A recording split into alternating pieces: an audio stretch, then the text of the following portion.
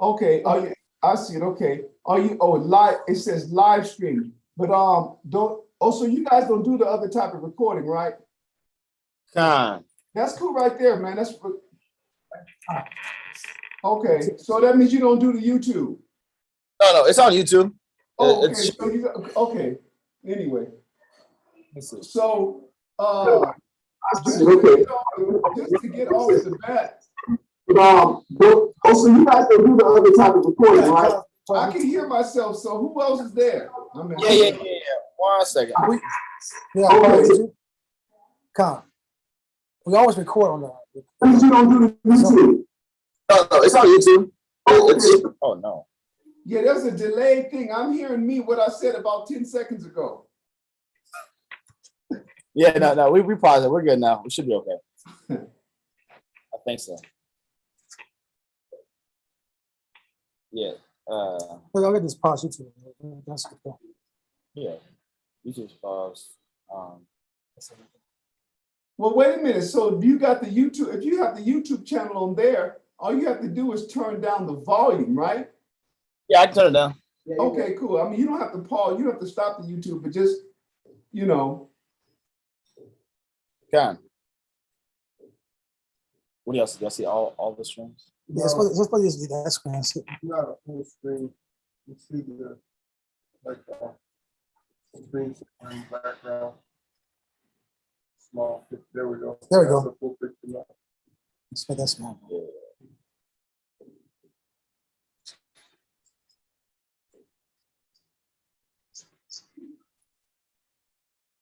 Oh, that's perfect. It's perfect. There we go. Hey, Shalom, Jalil. How you doing, brother? How are you? Doing good, man. Getting old, brother. Getting old.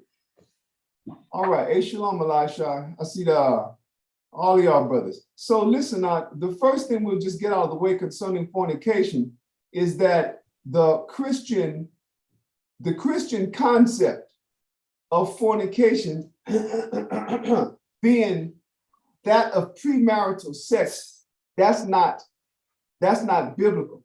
Fornication in the Bible is not premarital sex. So that's the first thing we'll get out the way. And that's the easiest thing to cover. And then we'll show you when the Most High speak of fornication. In the general sense, fornication is just violating or doing anything contrary to the laws of the Heavenly Father. Then you have different, let's say, the nature of fornication can vary. And I'm going to show you that. So for instance, let's just get this out the way. Let's go to Deuteronomy, chapter 22? And we'll show you first and foremost what constitutes marriage, so that you can see that this is not, that fornication that the Most High speak of is not premarital sex. And we'll give you a couple of examples. What did I say? Deuteronomy chapter 22 and just Deuteronomy chapter 22, verses 28 and 29. All right. Who's reading? You gonna be reading, Elisha? Who's ever closest? Or where's Dawiyad at? I'm right here too. Okay, can you read, brother? Deuteronomy 28, cover. Yeah, I prefer for you to read. Cover. 22. Deuteronomy 22 and verse 28. 22, verse 28 and 29. Cover. Verse 28, 29. Cover. If a man find a damsel that is a virgin, which is not betrothed. So this is clearly before marriage.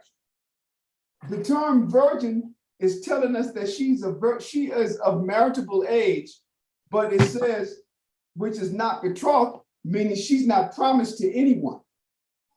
That means she haven't been with a man. In the Western sense of the word virgin means exclusively a woman that haven't had sex. Biblically, the term virgin can also apply to a woman that have been married. She's a young woman at marital age. They're referred to as virgins and damsels and maidens as well. They're all used interchangeably.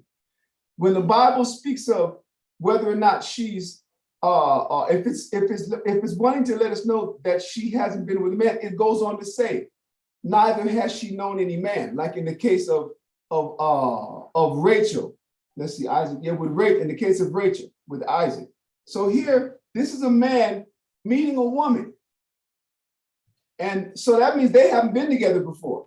If a man find a damsel that is a virgin, which is not betrothed. Betrothed is how they'll say fiance or engaged. That's what the term betrothed means. That means she's promised to someone. This one here, she's not promised to anybody. Go ahead. And lay hold on her and lie with her, and they be found. When it says, oh, lay hold, we'll go later after this, we'll go to Exodus 22 and show you the laying hold is not talking about you just grab a woman, you got the Joneses, so you grab her. It's talking about you do what it takes to convince her to be with you. That's what the scriptures tell you. If he enticed the maid in the book of Exodus. So he done dropped his line, he done ran his Mac, he done showed his vehicle, he done told her where he worked at. Okay, she's satisfied. She decided to lie with him. Go ahead. And they be found, then the man that lay with her shall give unto the damsel's father 50 shekels of silver, and she shall be his wife. So because he said nothing about what? That is the pre-marriage. In other words, premaritally speaking, before this encounter, they weren't together. Then whatever exchange was invested in this deal, it resulted in him having sex with her. She's his wife. They're not guilty of premarital sex. Now, you want to see the only way they can fornicate? Keep on reading now. Because he hath humbled her, he may not put her away all his days. The only fornication will be found in there is if he put her away. Because the law says if you sleep with this woman, she's your woman. The fornication isn't the fact that you lie with the woman before you quote got married. You just got married. Now, clearly there's more to marriage than just sex. But what are the Most High showing us? Once a man take a woman sexually, he's responsible for her. He's responsible for her presence on this earth.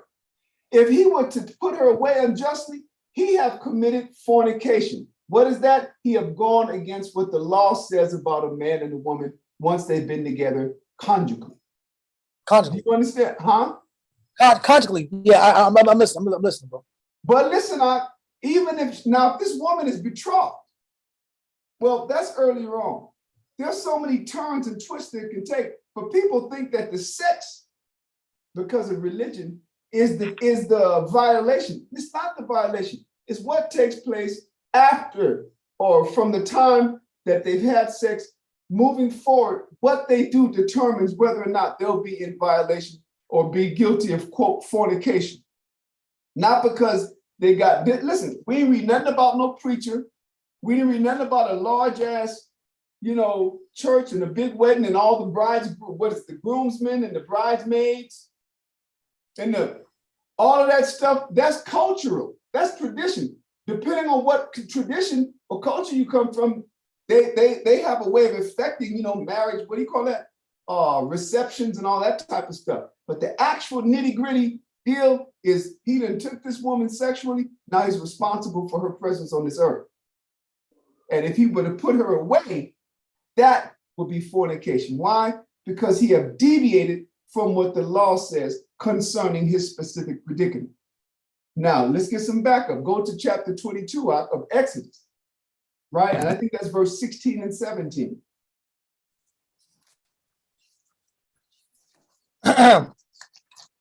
Exodus 22, verse 16 and 17. It's on the entice point. And if a man entice a maid that is not betrothed and lie with her, he shall surely endow her to be his wife. Now, we already, go ahead, continue. If her father utterly refused to give her unto him, he shall pay money according to the dowry of virgins. Now, we just found out what the dowry of virgins is in Deuteronomy chapter 22 And verse 29 is 50 shekels of silver. That means the father could, out of emotion, out of anger, refuse. But the law says your daughter has been humbled by this man. Take the money, and she's his wife now. The man, the one who receives the woman, he can't put her away. All right? To put it, listen, for the father to refuse to relinquish his daughter to this man, didn't matter if he said, let's say, I don't care if it's 100 shekels. You're not getting my daughter. He would be in violation of fornication because he wants to what? Execute or perform that which is contrary to what the law says concerning the circumstance that he's in. You understand that? So, Okay. so you, Go ahead. are you saying that No, I fornication? ain't saying nothing. We're reading it. Well, I'm making sure. Fornication is marital deviation. Say that again. It's fornication does not fall in the laws of marriage. Yeah, no. Listen, in this case, Okay. fornication would be to not follow what the law said after you didn't have sex with a woman for the first time, right? Yeah. Because according to religion, you didn't go to church.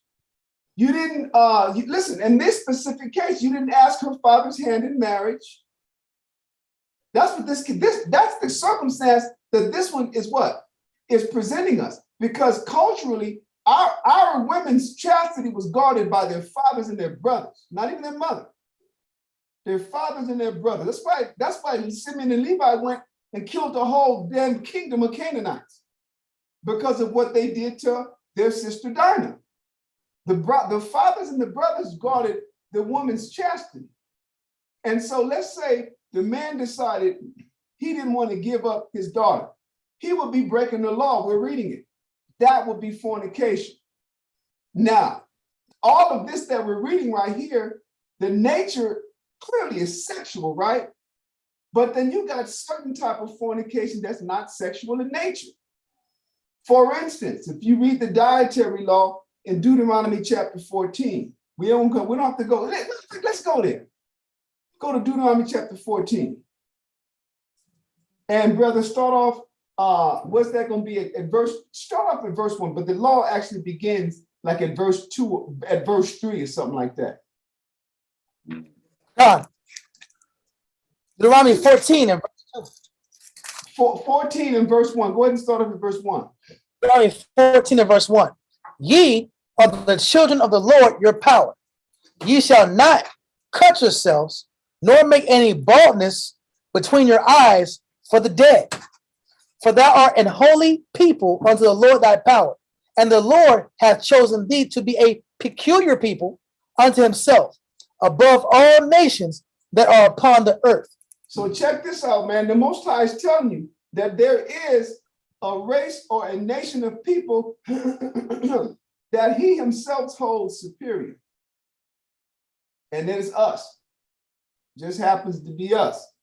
Yeah. Now, you got certain Israelites with all them frozen hair, and they got them unibrows. God. They can't cut that. They can't, because sometimes people, especially women, consider that aesthetically, it's not attractive in their eyes. So they'll go and do the tape or the wax or whatever it is, right? So that they can go ahead and have two eyebrows. Well, the Most High is telling us we're not supposed to do that for the dead, is what is written, but you're not supposed to do it at all. We're not supposed to cut ourselves. The different tribes of the earth have different ways of mourning their dead. Among those ways, we're not supposed to practice cutting ourselves and making marks for the dead. All right? Okay. Let me see. Continue to read now. So let me say this. So to do that would be what? You would be a fornicator. Because the Most High have instructed us. Now, this ain't got nothing to do with sex. Yeah, it's But great. we will be following what? Someone else's culture to do that. All right, so we're talking about cultural or spiritual fornication. That means we're doing things contrary to what we've been instructed. Now, the fact that you find out that fornication is not premarital sex, I mean, you go out there and start going on a sex hunt. That doesn't give us a license to go out and just have sex. And we're just putting into perspective what fornication really is. Now continue to read down. What are you at, verse 3 now? We're in Deuteronomy, brothers, chapter 14, and I think he's getting ready to hit verse 3. Verse 3. Thou shalt not eat any abominable thing. These are the beasts which ye shall eat: the ox, the sheep, and the goat, the hart, and the roebuck, and the fallow deer, and the wild goat, and the prairie, and the wild ox, and the camelots, and every beast that parteth the hoof. And let's say many of those animals we don't even recognize.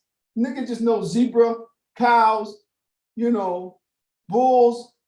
But you got a lot of these different biblical names that I don't recognize, but the Most High make it easy. He's telling us now, what are the qualities, what are the characteristics, the physical characteristics that animals have to have for them to be considered clean for us, for them to be considered not abominable.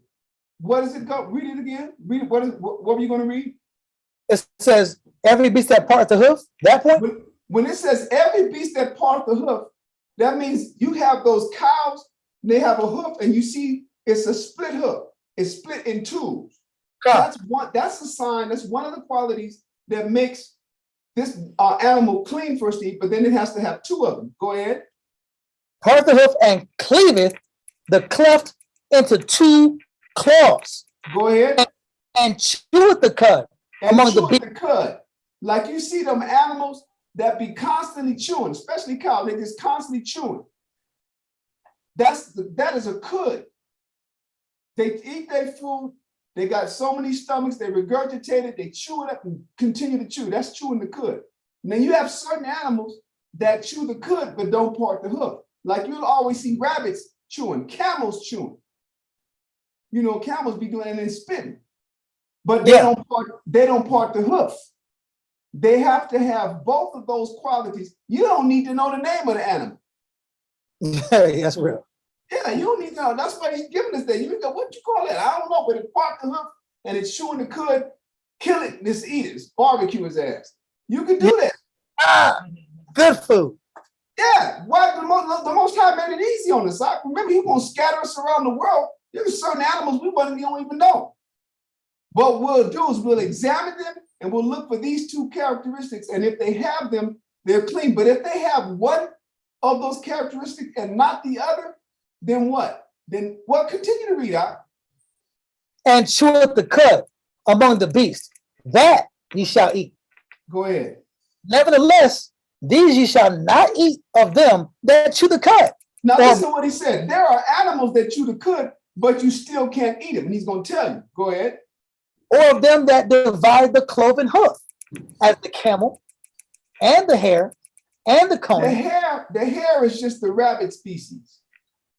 Right? You ain't running around here snatching niggas' froze off and eating them. The hare is the species of rabbits. Like they got the turtle and the hare, fable or whatever. So you see all of these rabbits, go ahead. And the coney, for they chew the cud, but divide not the hoof. Yeah, they got little bitty paws.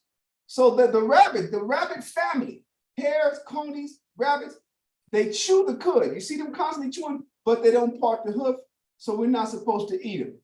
Go ahead. Therefore, they are unclean unto you. Go ahead. And the swine, because the swine is just the pig, and it's not part cat, part rat, part dog, like they said in the Malcolm X movies. Nigga's a pig. He was created by the Heavenly Father like that. He wasn't created by Yaqub and all these different things that the Muslims say. The Most High made him, and the Most High made the pig to clean the earth. That's why they'll eat anything. They'll eat you if you stand still long enough. Yeah. Dead or alive. Go ahead, And the swine, because it divideth the hoof, yet cheweth not the cud. So the pig, the swine does divide the hoof, but it doesn't chew the cud. That makes it unclean. Continue. It is unclean unto you. Ye shall not eat of their flesh. Now, hold up. When I say that makes it unclean, I should phrase it differently. The fact that he chews the parts the hoof but doesn't chew the cud, that doesn't make him unclean. That is the indicator that he's unclean for us. You understand? Yeah. The fact that the rabbits or the rabbit family, that they chew the cud but don't part the hoof, the fact that they chew the cud and not part the hoof doesn't make them unclean. It's the indicator that they're unclean. The Most High made them unclean for ecosystem purposes. They are there to clean their environments. Rodents, insects, dead. All right, now, that's good enough for that because I'm just trying to give brothers different examples of what fornication is. So let's say we went to, whatever bar and grill and got some pork spare ribs. You'd be violating the dietary law, and therefore you would be what? Guilty of fornication. Nothing to do with sex. It's about your temple and how healthy. That's Most High made y'all brothers to be, even in our degeneracy, we're made to be superstars on the earth. That's why nobody could do what we do the way we do it. You got all the people now trying to sing. You got the Korean boys, they call them K-pop, J-pop, right? The Japanese people now you got Japanese, Koreans, Chinese, everybody's being like them, the 5 heartbeats now. But where did you get it from? Everybody wants to be the new kids on the block, while the new kids on the block was trying to be the new edition. And everybody know it all started with the Jackson 5 and the Temptations and the Four Tops and the Spinners. But now it ain't cool to just sit back and do what? Be them. Being Korean ain't being cool. I don't give a shit what nobody say. Being Esau it's not hip no more. You have to be like us. They have to have our swagger. They don't even sing. It's hard to find them. Maybe you got to be in that circle. But I don't, people like this. It's not the Edomite music, that diabolical, that demonic rock. It's not as popular as it was when I was growing up. I'm 58 years old. It's popular back in the junior high. Them demonic dudes. Trying to think of some of these cats. I call them. What do you call them? AC/DC. Metallica. All these demonic. They set the monsters on the T-shirt. They be promoting their new album, right? Death from the Crypt. Not the crypt like the brothers, but the crypt like where you keep dead people. They have T-shirts with all of these ghouls and Iron Maiden, Black Sun. And now they're still doing that music. But Esau don't want to be known for that anymore. He want to be known for being Justin Timberlake and and win the best R&B singer of the year award.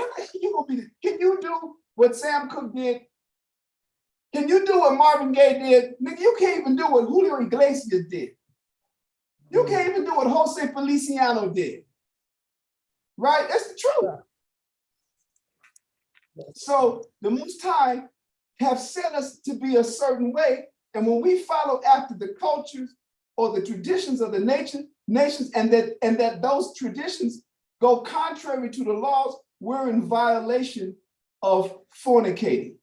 But it depends on what the nature of the law is that you're breaking. It's not necessarily sexual. So here we got dietary law. Now, let me put it like this.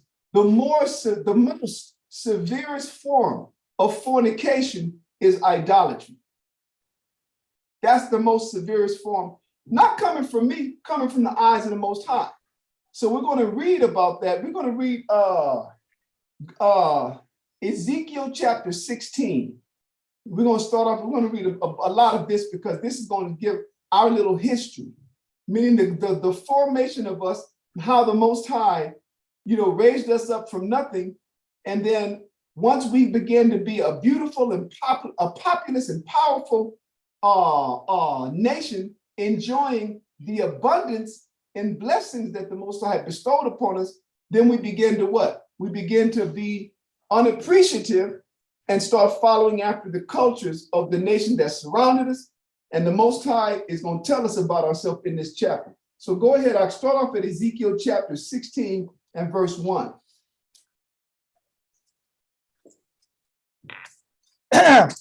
Ezekiel chapter 16 and verse 1.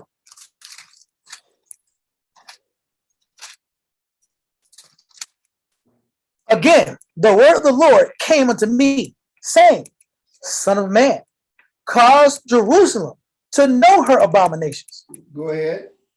and say, Thus saith the Lord power unto Yerash, to Israel, to Jerusalem. Thy birth and thy nativity is of the land of Canaan. Thy father was an Amorite, and thy mother was an Hittite. Now, what is that telling us, Ak? He's not telling us that genealogically we come from the Canaanites. When the Most High made his pact with Abraham, you'll read it in Genesis chapter 15 and verse 18. We were what? Dwelling among the Canaanites. And so, had it not been for our father Abraham, Abraham was the major influence on us. But Abraham was around the Canaanites. So when he said the mother and father, he's not speaking genealogically. Hey, Shalom, Amiyatazah. Shalom. He's not speaking genealogically. He's speaking. We're in Ezekiel chapter 16, brother. Ezekiel chapter 16, and he just read verse 3. So you're going to pick up at verse 4 when I finish, okay? Okay. So yeah, brother. He's speaking of culture. Now, you know who we really descend from genealogically.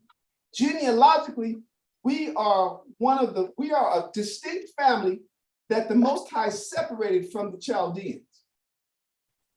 Right? Our fact said, Genesis chapter 10, Shem, the son of Noah, had 5 sons. All right? His name, Shem, we're talking about. So Shem had Aram, who became the Syrians. Shem had Elam, who became the Persians. Who else? Shem had Ashur, who became the Assyrians. What's the next one? He had Lud, who became the Lydians. And he had Arphaxad, who became the Chaldeans. We come from Arphaxad. And Arphaxad had a bunch of children. They were known as the Chaldeans. And one of those sons, you go 3 generations, maybe 3 or 4 generations away from Arphaxad, and you get to a man whose name was Heber or Eber in Genesis chapter 11. Eber is the father of the Hebrew family of the Chaldean nation. And the Most High took Eber, the father of the Hebrews of the Chaldean nation, and separated him. He told Abraham, leave.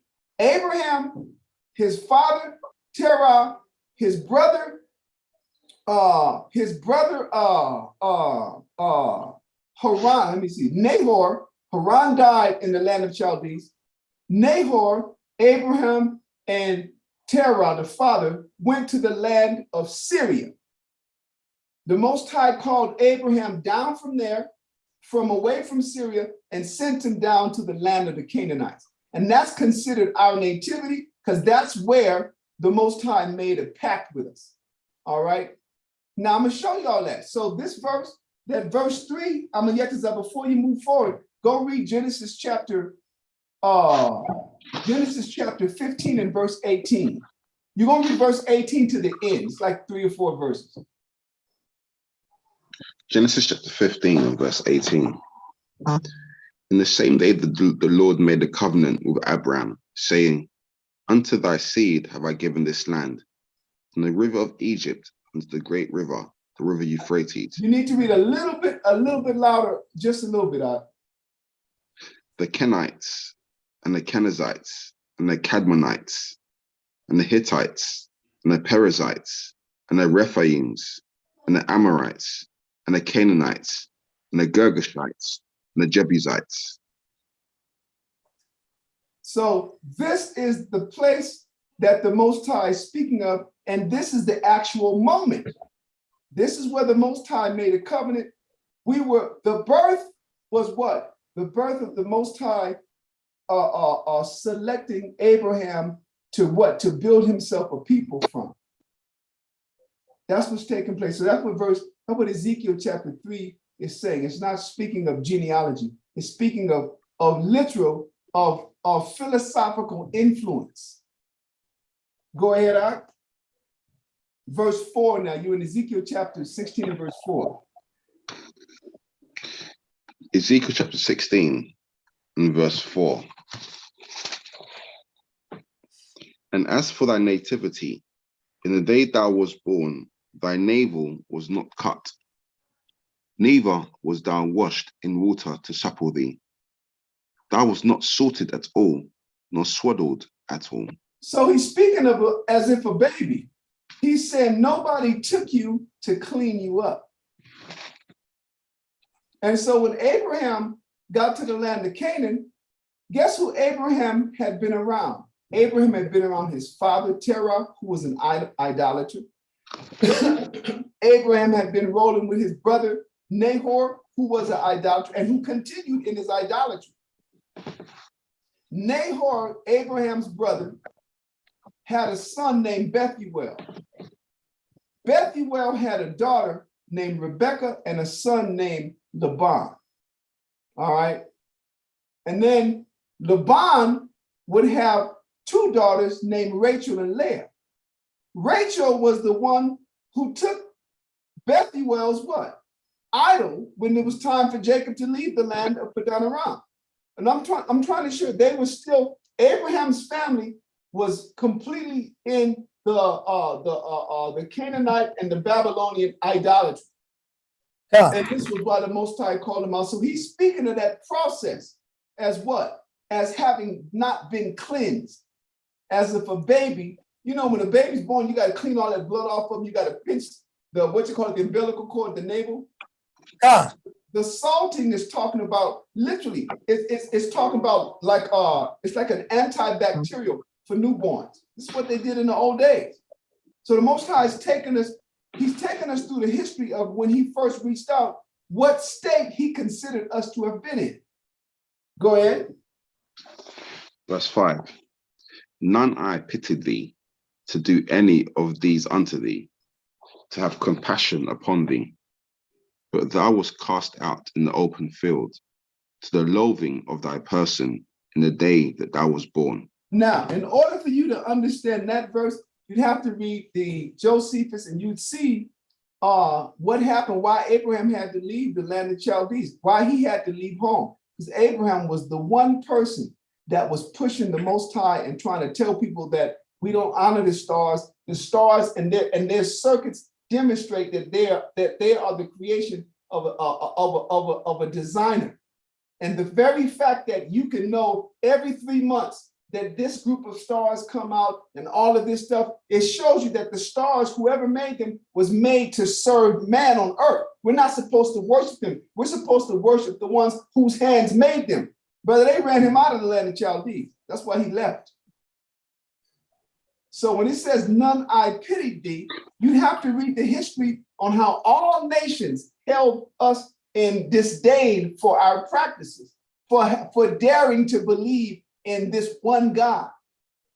Well, what about the God of the water? What about the God of the clouds? What about the God of fire? What about, what about the moon? What about the stars? And Abraham was like, there's only one person who made them. So we were loath. Go ahead, Ike. Verse 6. And when I passed by thee and saw thee polluted in thine own blood, I said unto thee, when thou wast in thy blood, live. Yea, I said unto thee, when thou wast in thy blood, live. So he's telling us in the state that he considers us to have been in when he made that pact with Abraham, that we were unclean. Although you go back in the Old Testament and read, Abraham, what? Was following the laws of the Most High.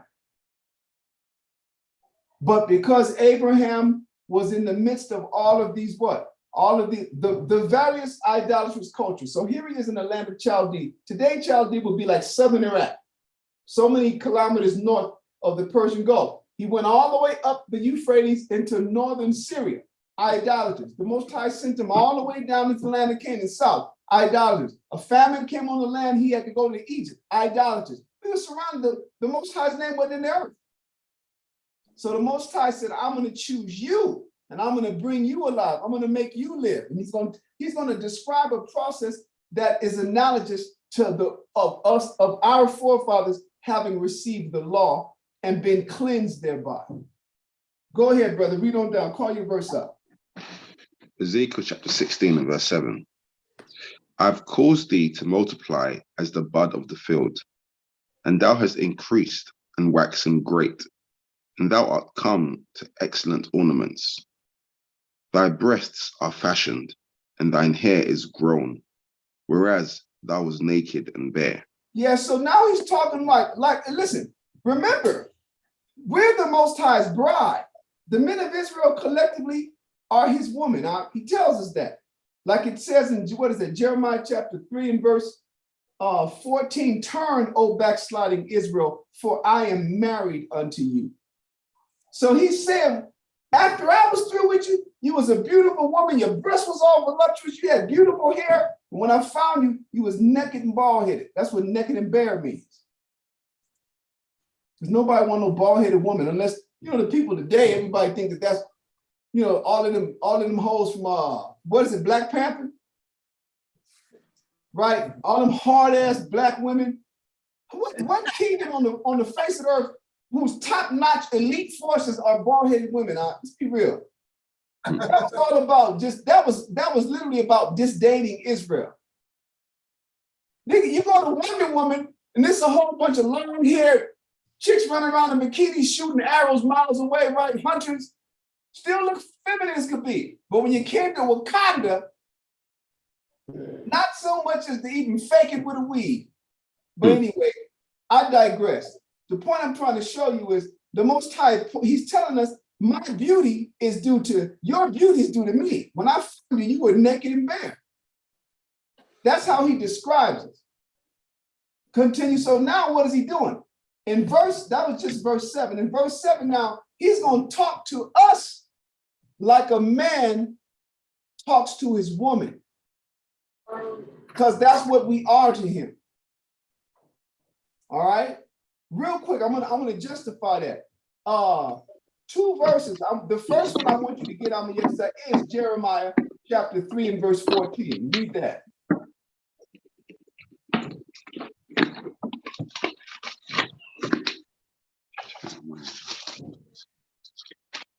Jeremiah chapter 3 and verse 14. Jeremiah chapter 3 and verse 14. Turn, O backsliding children, saith the Lord, for I am married unto you, and I will take you one of a city and 2 of a family, and I will bring you to Zion. So he's talking about the scarcity with which he's going to execute this process of selection. All of Israel is not going to be saved, but the point that we went here for is to show you what? That the Most High said, I'm married to you. You come back to me. Now, one more, Jeremiah chapter 31, and I want you to start off at verse 31. He's going to talk about this new covenant, and he's going to tell us that we violated the old covenant while he had been something special to us. I want you to read that out. Jeremiah chapter 31, start off at verse 31, and we'll stop at the verse that makes that point. Jeremiah 31 and verse 31. Behold, the days come, saith the Lord, that I will make a new covenant with the house of Israel and with the house of Judah. The house of Israel is talking about, in this hemisphere, it's talking about all of the descendants of those brothers and sisters of our people that were here before the Spanish and the English and the French and the British and the Dutch and the Portuguese came and conquered us, enslaved us, and colonized us.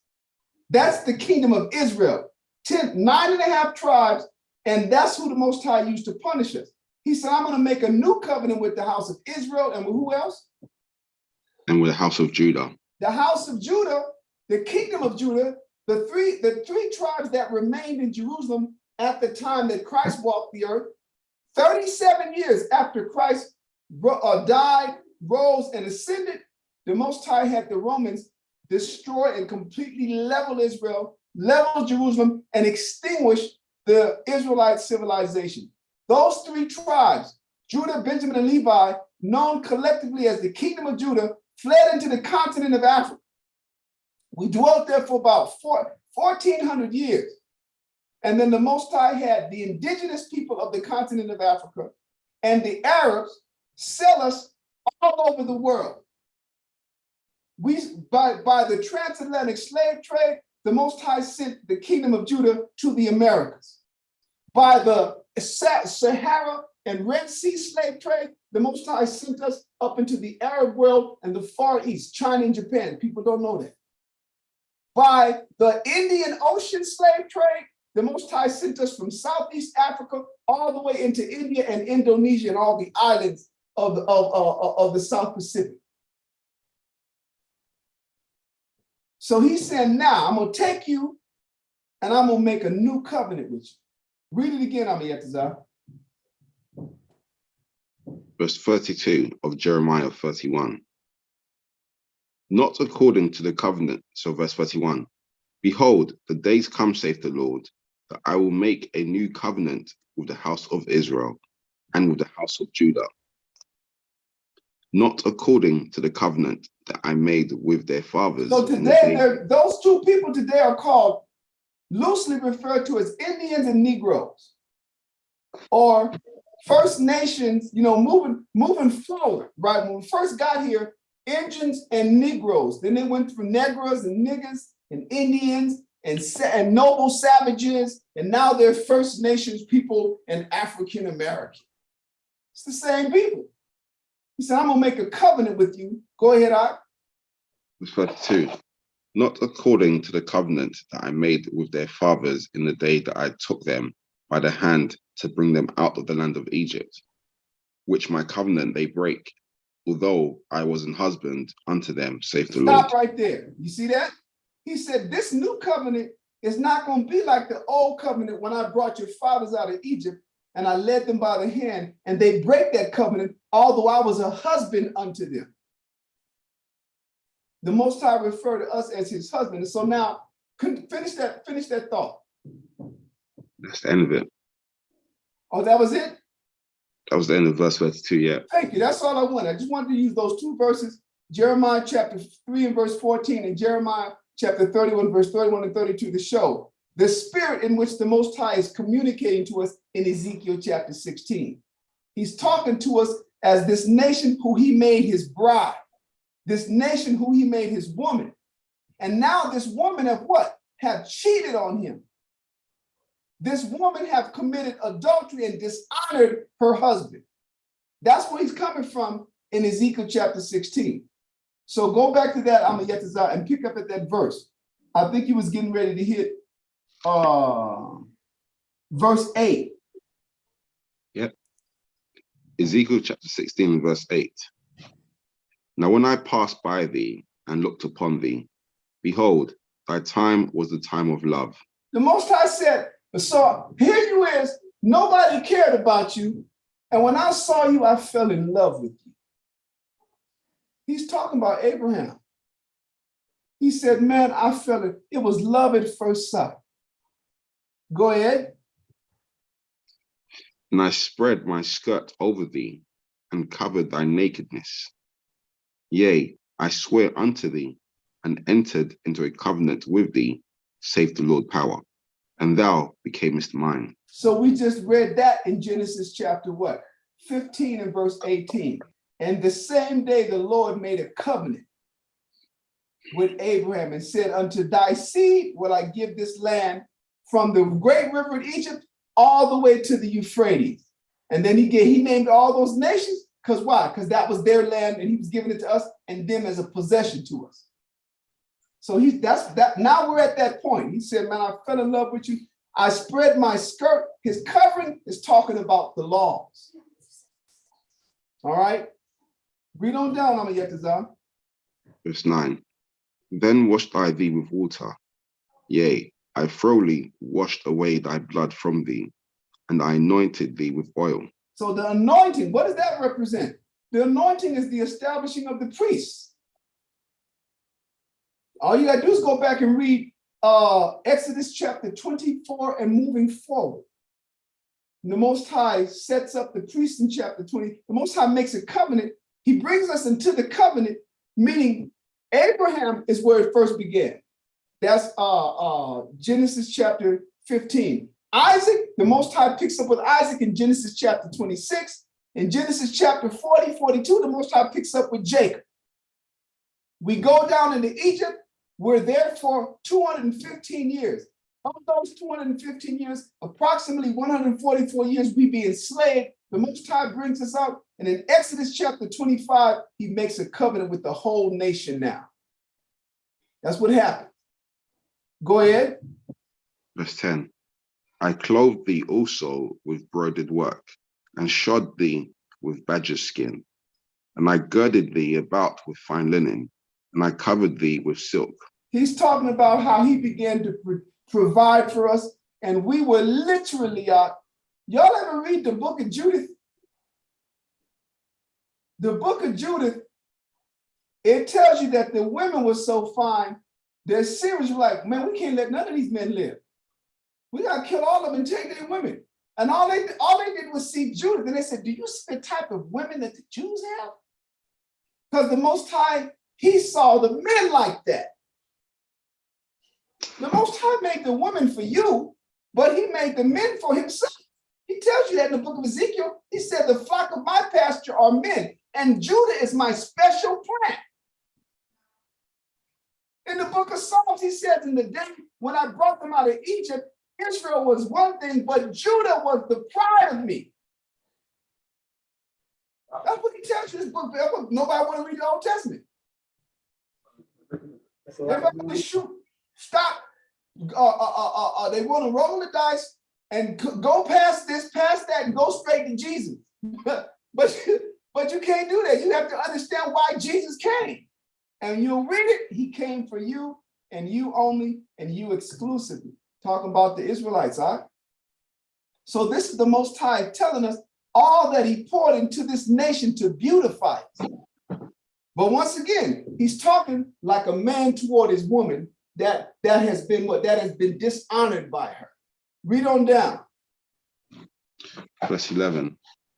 I decked thee also with ornaments, and I put bracelets upon thy hands, and a chain on thy neck. Now, you want to know why in our spirit, brother, be wanting that gold chain and all the bling and the necklaces and the jewelry? Because that's what he put in our spirit. And that's how we used to roll. Brothers used to go to war decked in gold. Niggas going to war in camouflage, dungarees, oil stains. But back in the old days, the nation went to war and they took all of their possessions and go with them because to the victim was the spoils, and that was just honor, wartime honor among all nations. Didn't nobody say, shit, I might lose, so let me go and just leave mine at home. Everybody, that's why you went to the camp and spoiled the camp once you defeated them. So the Most High had us decked out, beautified us, made us wealthy, healthy, and listen, wealthy, healthy, and wise, as one of them old Edomites said, early to bed, early to rise makes a man healthy, wealthy, and wise. That's how the Most High has. Go ahead. Verse 12. And I put a jewel on thy forehead, and earrings in thine ears, and a beautiful crown upon thine head. Go ahead. Thus wast thou decked with gold and silver. Y'all remember how we used to describe it? Well, I say, y'all, I got to talk to the brother that I know went back there. Remember how we used to describe after we went to the concert? Like, man, I was decked out last night. That's how we used to talk. When you put on your finest suit, you went out there to the club, you were referring to yourself as having been decked out. And that's how the Most High talked toward us. He decked us out. He had us completely decorated and ornamented, and then what? And holy and righteous. Go ahead. Verse 13. Thus wast thou decked with gold and silver, and thy raiment was of fine linen, and silk, and broidered work. Thou didst eat fine flour, and honey, and oil, and thou wast exceeding beautiful, and thou didst prosper into a kingdom. You know what exceeding beautiful means? That means beautiful without measure. That means there's a scripture in the book of Lamentations that tells you that we were the excellency of beauty. We were the excellency of perfection. Now what happened? Read on down. Verse 14.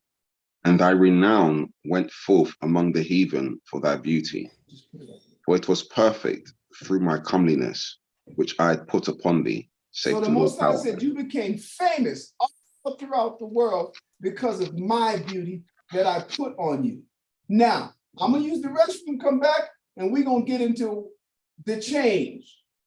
What happened? right? In verse 15, I'll be right back.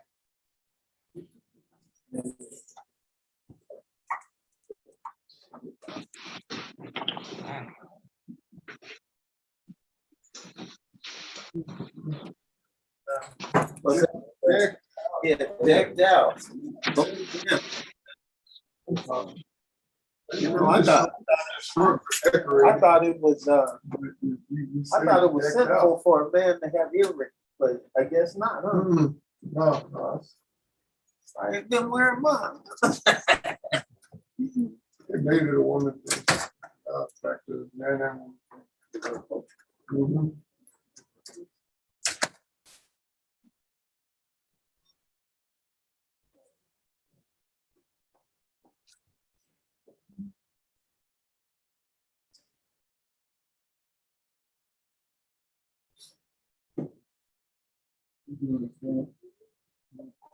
Right, how you doing?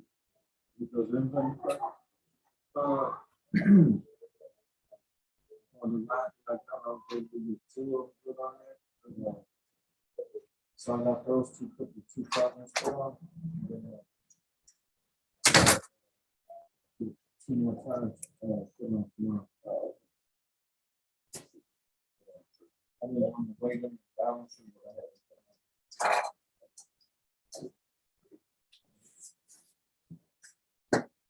Yeah, she was just a little sore, and then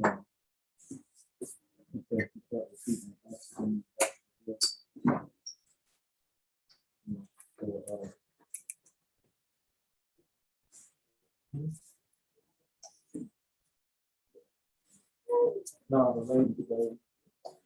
The lady said,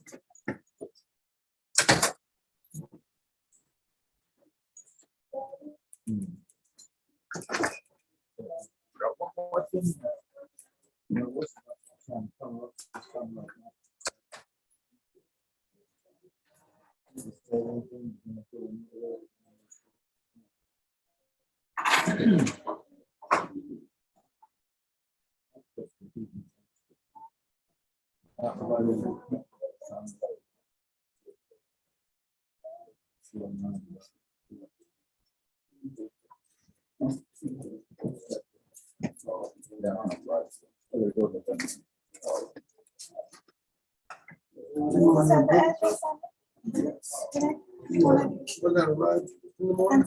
Yeah. I know it's move. It's on y'all. All right, well. Yeah.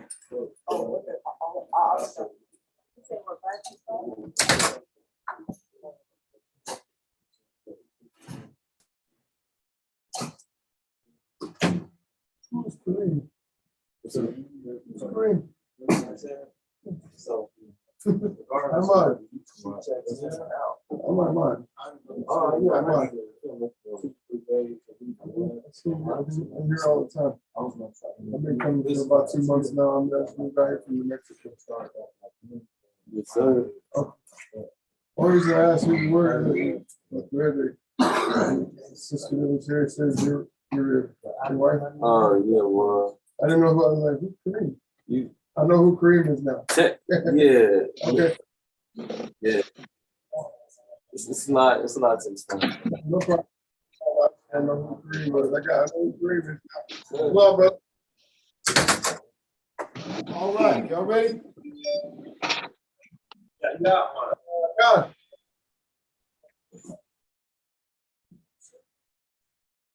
Yeah, brother in the restroom. Okay, we'll wait till they get back. How's your day, Amiyetazar? Yeah. It was all right. It was all right, thank you. And yours? Yeah, mine, you know, same old thing, brother. I was out here battling. Today I said, okay, I'm gonna take it slow. I gotta get back on my whole physical rehab thing. And I'm just gonna chip away at it because I've been catering too much to the pain, and as a result, I'm losing more range of motion, you know. Yeah. So I said, shit, man, just gotta do it. But I think my problem is I always try to do too, you know, my spirit is like it was back in the day when you and I were working out.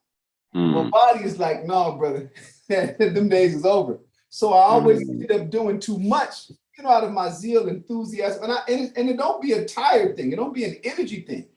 It literally is just the intensity I can't handle anymore, you know. And then so I always go and do a little bit too much, and then that results in an injury or a strain or something. And then, you know what I mean? So that's today I started. I said, you know what? And I did a little bit and I'm feeling it.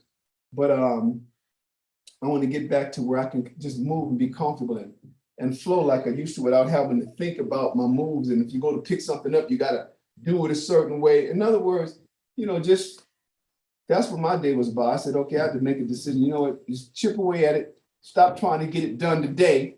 And work with the intention of chipping away at the goal, you know? Yeah. No joke, brother. Anybody back yet? A couple brothers. Okay, we'll wait.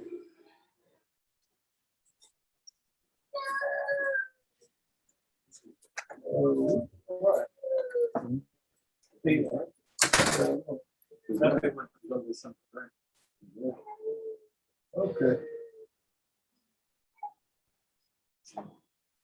Okay, Dawiyat, you there? Or did he take off already? He's in the office. Let me Okay, check. that's all right. That's all right. I just want to know everybody's there. For the most part. Okay, we're going to go ahead and get started. You left off at verse 14, Ezekiel chapter 16 and verse 14. So we're going to pick up at verse 15. Ezekiel chapter 16 and verse 15. But thou didst trust in thine own beauty, and playedst the harlot because of thy renown, and pourest out thy fornications on everyone that passed by. His it was. Now, he's talking to the nation like a woman that have went and what? And slept around. But he's not talking about sex. You're going to see. He says, so after everything I did for you, verse 15, you went and started what? You started trusting in your own beauty because you now that you're popular. He said, because of thy renown, right? That means because of your popularity. So this Most High said, so you went and poured out your fornication. Anybody that passed by, here's it was. Now he's going to name these that passed by. He's talking about all the cultures that surrounded us. We literally began to sacrifice and honor their idols. And this is spiritual fornication. It's nothing sexual. Go ahead. Verse 16. And of thy garments thou didst take, and decked thy high places with diverse colors, and placed the harlot thereupon. The like things shall not come, neither shall it be so. So when he said the garments, you're going to see as we read down, we literally would make images that the Babylonians had, images that the Assyrians had, and we would take those beautiful garments that the Most High taught us how to make, and we put them on statues. That's what we did. Go ahead. Yes, yes, brother.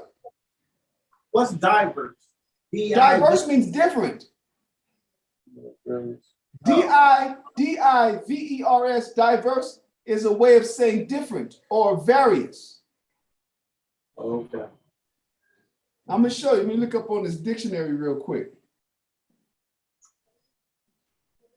If that's what it means, I got it. You got it? Yes, sir, I got it. Okay, cool. All righty. I'm gonna get this out with verse. Verse 17 now. Go ahead. Thou hast also taken thy fair jewels of my gold and of my silver, which I had given thee, and madest to thyself images of men, and didst commit whoredom with them. So now you see that. So he's bouncing back between the terms fornication and whoredom. But listen to what he's saying. He's saying all the gold and silver that I gave you, you began to take it and make images, meaning idols, and commit fornication, meaning what? Begin to honor them and sacrifice to them. Go ahead. And tookest thy broidered garments, and coverest them, and thou hast set mine oil and mine incense before them. You see that? So now he's telling you what we did with the garments. You took the gold and made the images, then you took the garments and put the images on the garments, and then you took the oil and the flour and started setting before them. Continue. Verse 19. My meat also which I gave thee, fine flour and oil and honey, wherewith I fed thee, thou hast even set it before them for a sweet savor. And thus it was, saith the Lord power. So this is what our people, we still do this down here. Dia de los Muertos, right? Day of the Dead. They go to the dang, y'all know how the Issachar and the Spanish tribes, man, La Santa Muerte, they honor that. And they take the, I don't know if you ever saw it, but you know the temple of Mashimon down here, right? In Itzapa. Yeah. Yeah, they take it out. They take all of these images. Hey, could you do me a favor? Look up Guatemala Mashimon, but you have to spell it with an X. M-A-X-M-O-N. This is the idol of Guatemala. And what they do is they literally burn candles, and they take food, they buy the expensive liquors, and they set them before this dude. So you might even want to put in Itzapa, right? The place, the village or the city where it's at. What was the spelling again, Kawakab? M-A-X. That old X is like a Mayan. It has the sh, like the S-H. So it's M-A-X-I-M-O-N, but the O has the what you call the accent over, so that you can get the stress on that syllable, Mashimon. Mashimon, M-A-X-I-M-O-N. What? Yeah, brother. Let me know when while you're looking for it, I'm going to be reading, okay? Okay.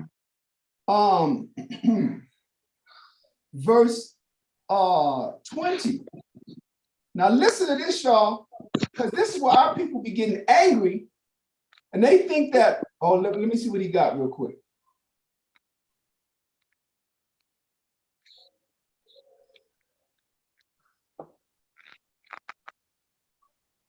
There he is, Mashim, and that's the temple. That's in Itzapa. I've been there. I ain't been there in 22 years, but I've been there. Shit. Yakuza. They had one of them sitting out in front of Newport. Remember Newport on Fifth Ave? Yeah. And in the corner, you walk in right to the left, and they got him sitting there. Crazy. They sell this idol in one of the markets. Hold on real quick.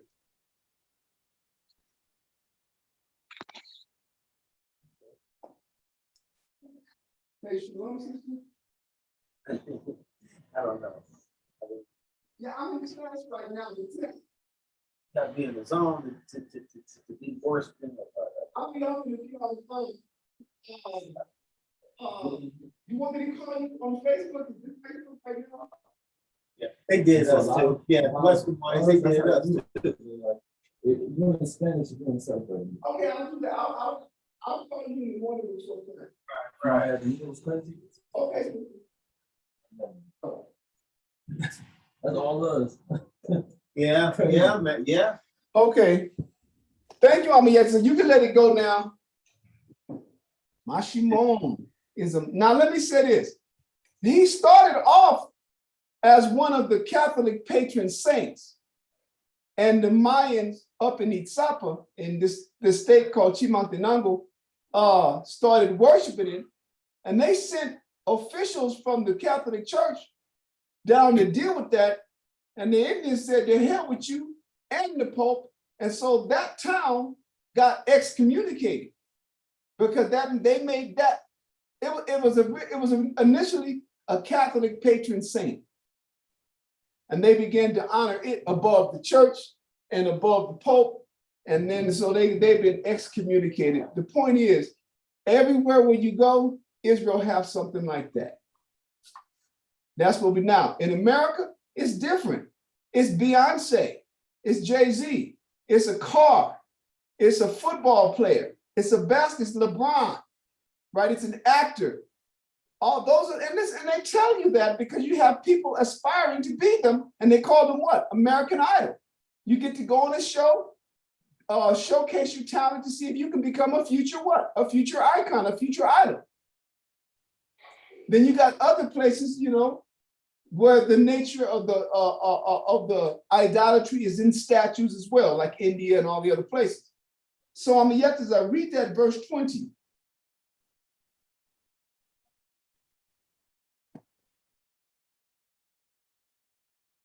Are you muted, Ak? Yeah, you're muted. Verse 20. Ezekiel chapter 16 and verse 20. Moreover, thou hast taken thy sons and thy daughters, whom thou hast borne unto me, and these hast thou sacrificed unto them to be devoured.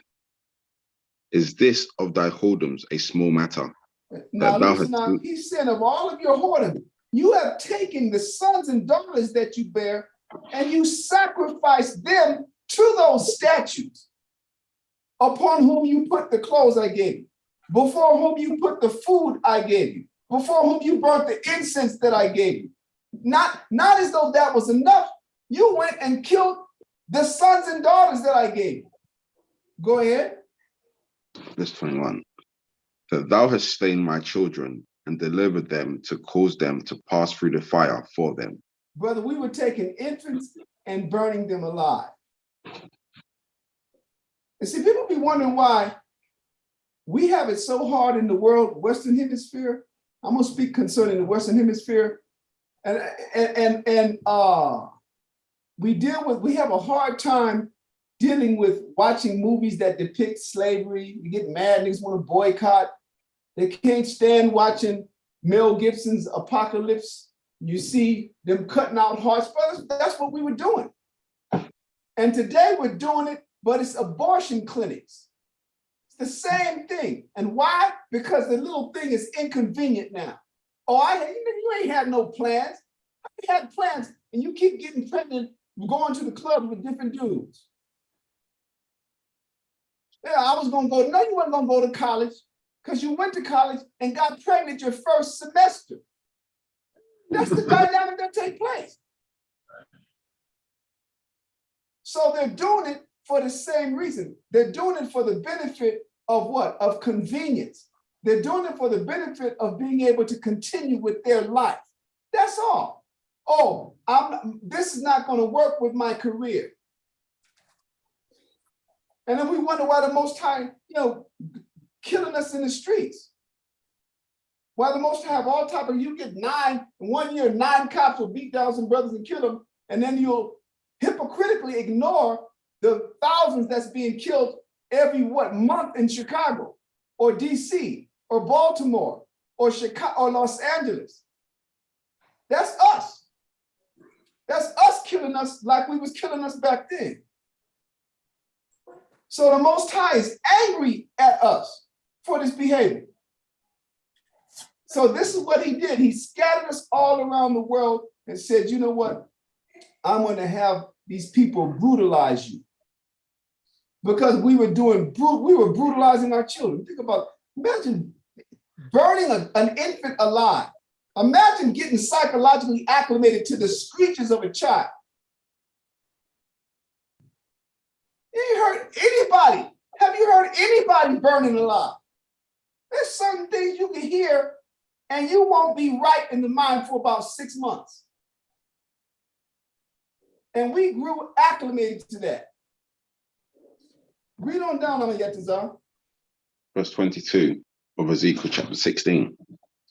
And in thine abominations and thy whoredoms, thou hast not remembered the days of thy youth, when thou was naked and bare, and was polluted in thy blood.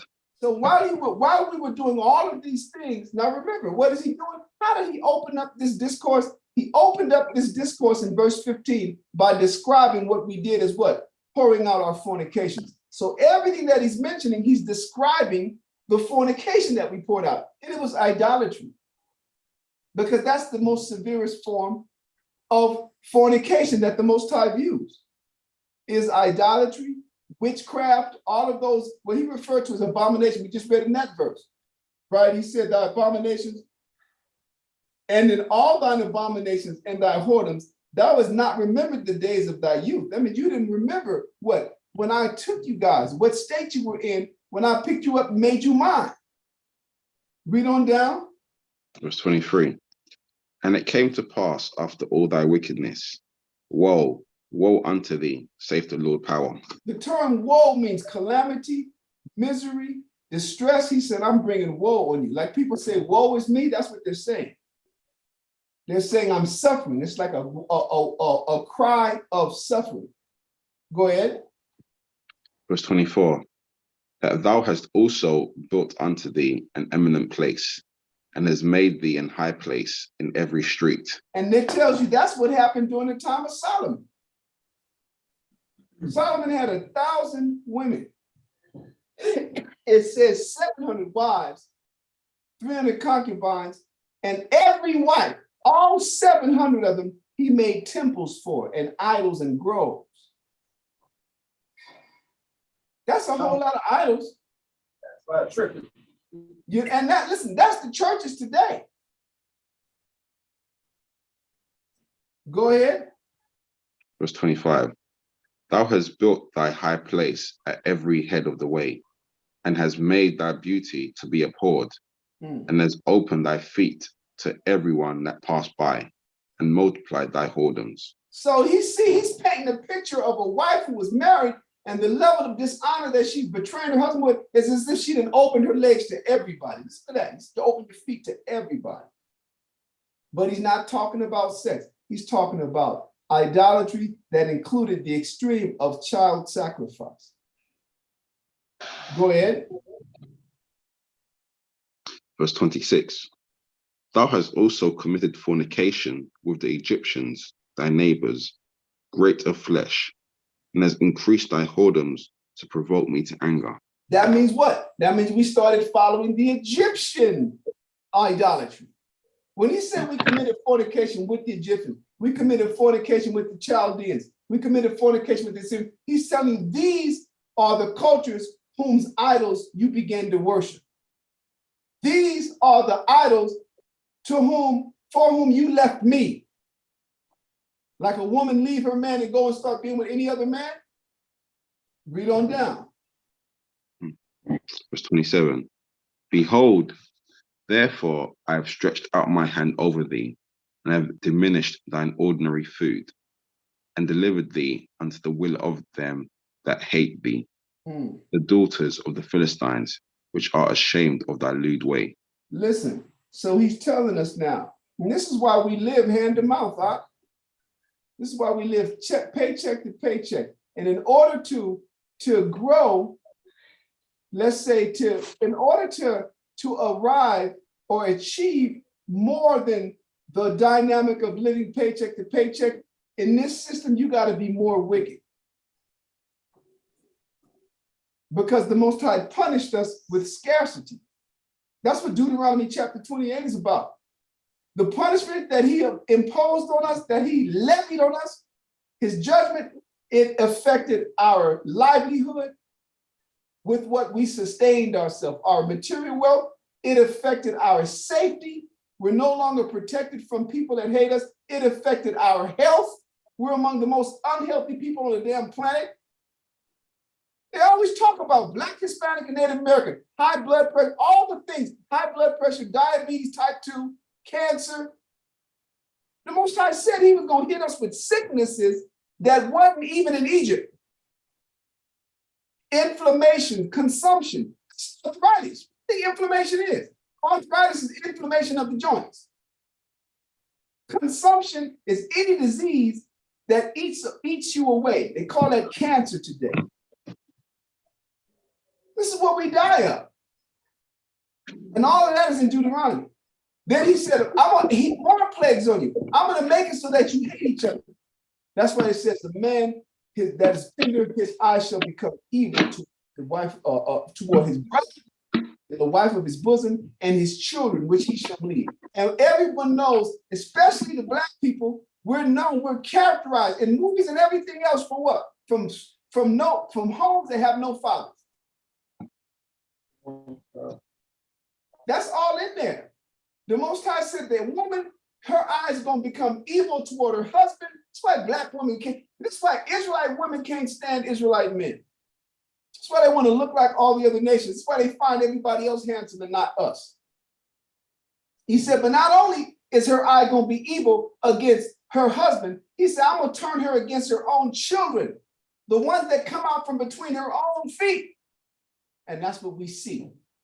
That's why they can abort them. You can't get no more cruel than saying, nigga, you don't even get to live. If they happen to live, they get treated, mistreated, abused. And Esau, our oppressors, protect the women in that. The Most High got us for this evil. But all of this was our fornication against him. Read on down on the Yetazah. Verse 28. Thou hast played the whore also with the Assyrians. See, that means we was following the Assyrian. And listen, this is what Israel, the northern kingdom, was doing. And so the Most High had the northern kingdom take us out. He had the Assyrians, take out the northern kingdom. You love them so much, I'm going to turn you over. I'm going to put you in the hands of those lovers and see how they treat you. And when Judah got all into the Chaldean and Babylonian idolatry, the Most High had the Babylonians come and take us down. That's what he did.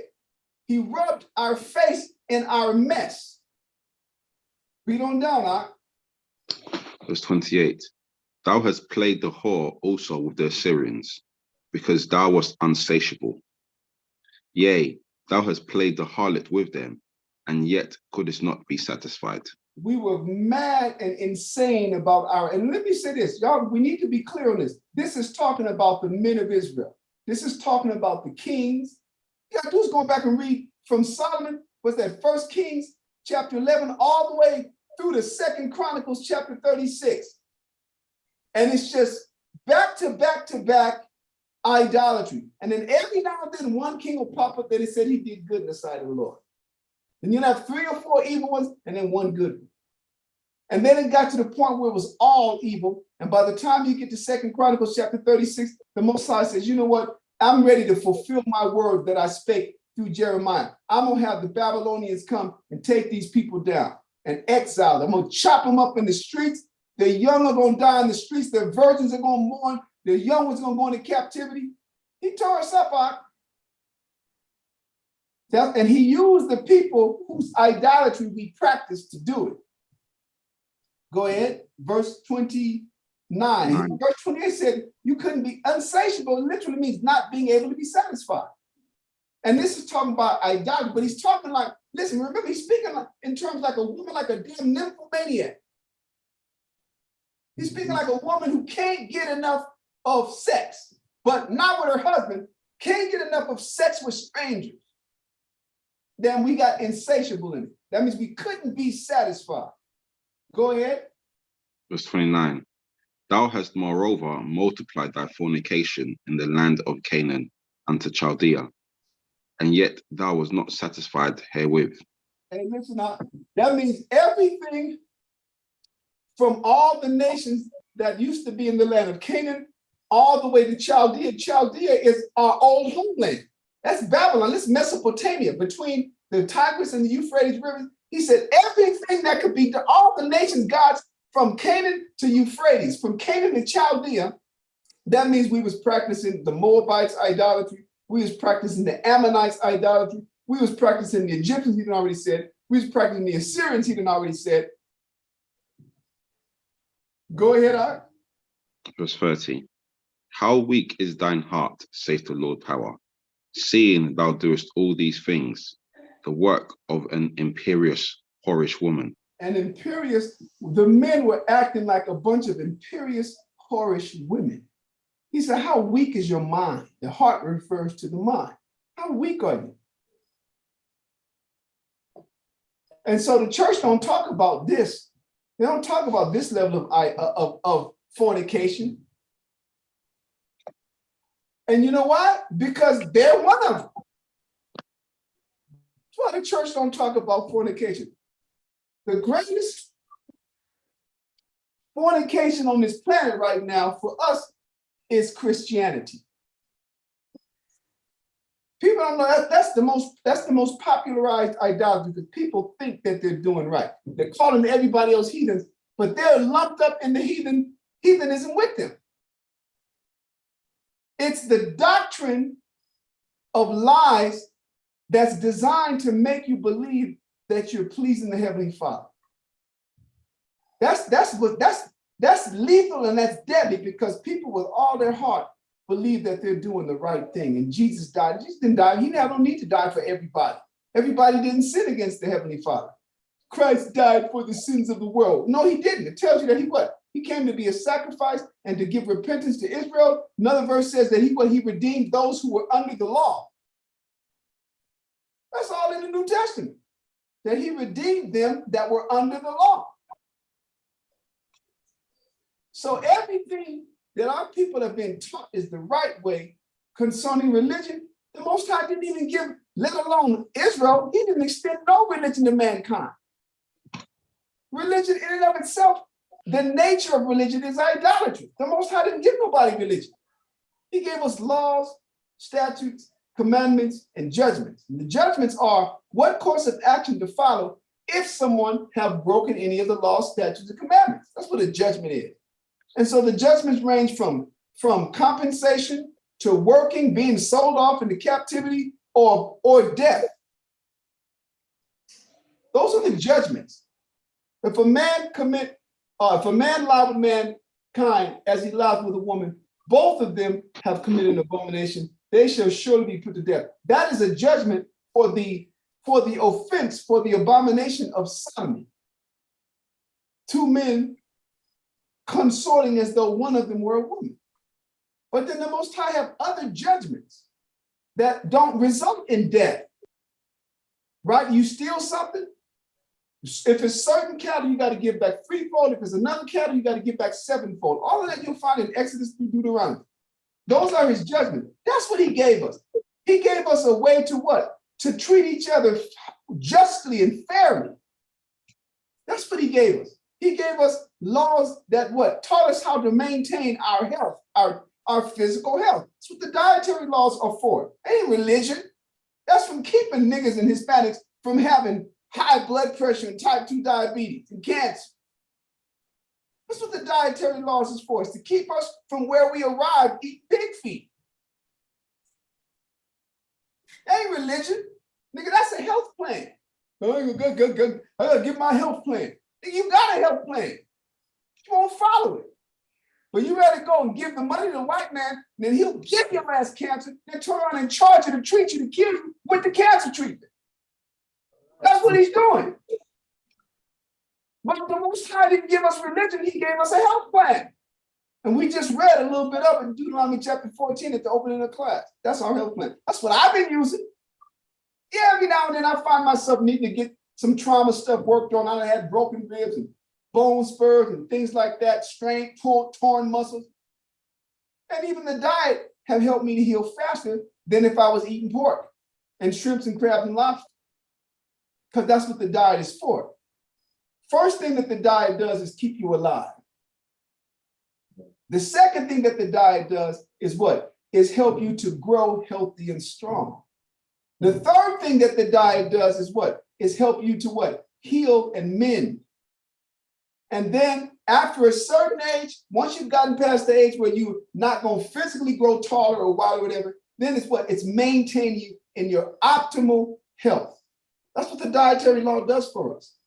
And then if something happens where I get a broke bone or something, your body requires 7 times more the nutrition than it does when it's healthy. So you got to know what to give it.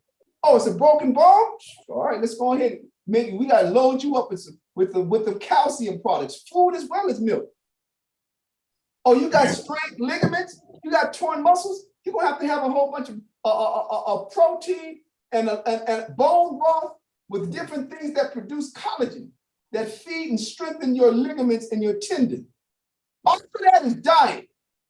And Esau don't tell nobody. Esau, take these pills. Oh, I'm sorry. This one gave you some hair on your tongue. Well, hey, you got to take these pills for that.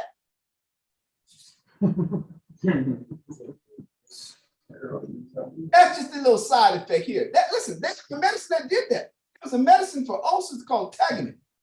Back in the 80s, I used to work in the farms. I wanted to be a pharmacist coming out of high school.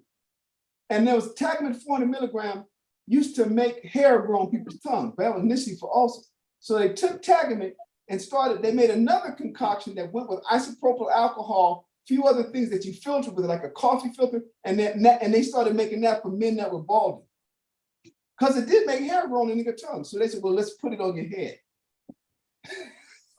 That's Esau's medicine. That's his health plan.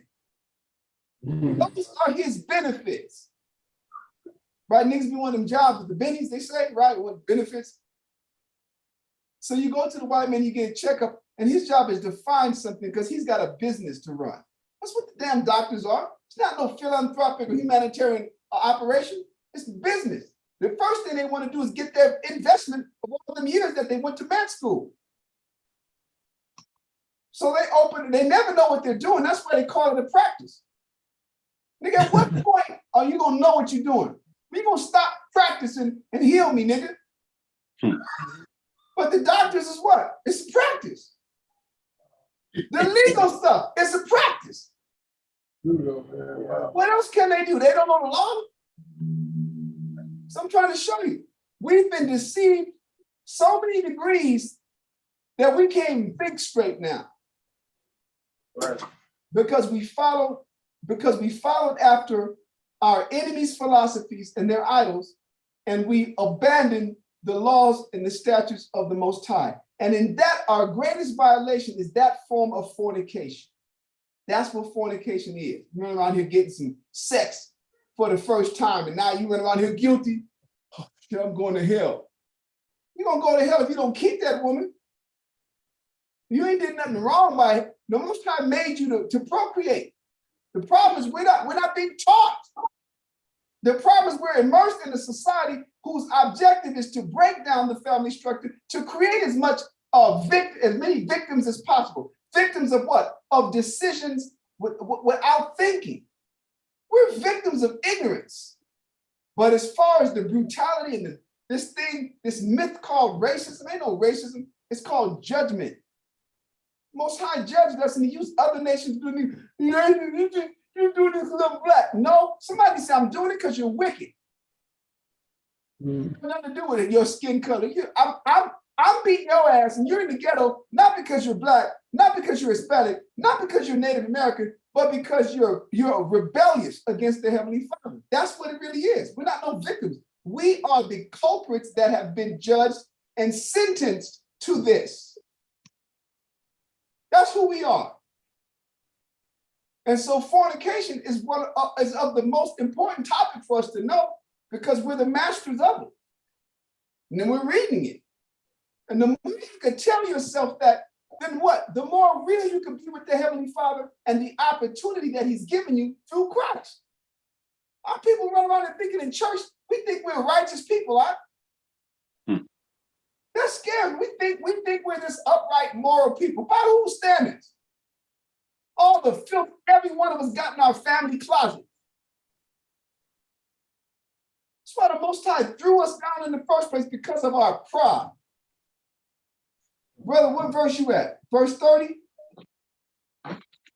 Yeah. Verse 31. No, read it from 30 again. Ezekiel chapter 16 and verse 30. How weak is thine heart, saith the Lord power, seeing thou doest all these things. the work of an imperious whorish woman, Now listen, he's going to tell us what type of whorish woman we act like. Go ahead. in that thou buildest thine eminent place in the head of every way, and makest thine high place in every street, and has not been as an harlot, in that thou scornest hire. That means, listen, he said, this is the type of harlot you are. You're not the type of hoe that does it for money. Read on. That's what hire means. Verse 32, but as a wife that committeth adultery, which taketh strangers instead of her husband. That's the type of whore we've been. So you're not like somebody that's out there doing it because they're trying to make money. They don't see any of the skills that they have, so they go with the easiest thing. No, you're like someone who's being taken care of, that has a husband, and you go out and you commit adultery on him. That's the type of harlot you are. That's what he's telling us. Go ahead. Verse 33, they give gifts to all whores, but thou givest thy gifts to all thy lovers. Now listen to what he's saying, and this is true, and I'm going to show you how. He said most hoes get paid. You know what paying all your lovers. Now remember, he's talking about idolatry. He's talking about that type of fornication. So what are we doing? Where are we giving all our money to? The churches. Y'all know pastors are getting rich. And this is a phenomenon that I don't get. Pastors are living well and high off of poor people. How do you pull that? That's a miracle in and of itself. How do you get a lavish life off of this group of poor people? It goes to show you that's how whorish we are. That we don't require payment from those lovers. We pay them. We give them the gifts. Go ahead, read it again from the top, verse 33. Verse 33, they give gifts to all whores, but thou givest thy gifts to all thy lovers, and hirest them, that they may come unto thee on every side for thy whoredom. Man, this is horrible, brother. So this is the fornication act, and it says something similar and just as severe in Ezekiel chapter 23. Go ahead.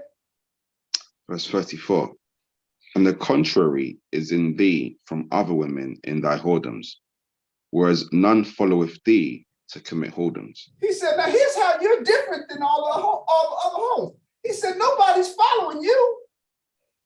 That means nobody's what? Nobody's seeking after your philosophy. Meaning what? We wasn't teaching nobody the truth. We wasn't having the influence on the other nations toward our knowledge that they were having on us. That's what he's telling us. He said, you ain't nobody's following you. Go ahead.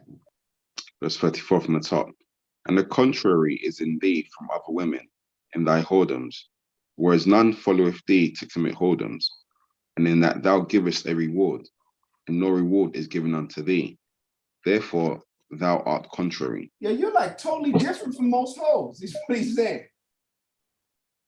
You pay your lovers and nobody follows you. No one is committing whoredom against their doctrine to follow you, yet you follow them. No one is giving gifts to you, yet you give gifts. Because we were taking all the gold, like the Most High mentioned in the first, from verse 15 on down.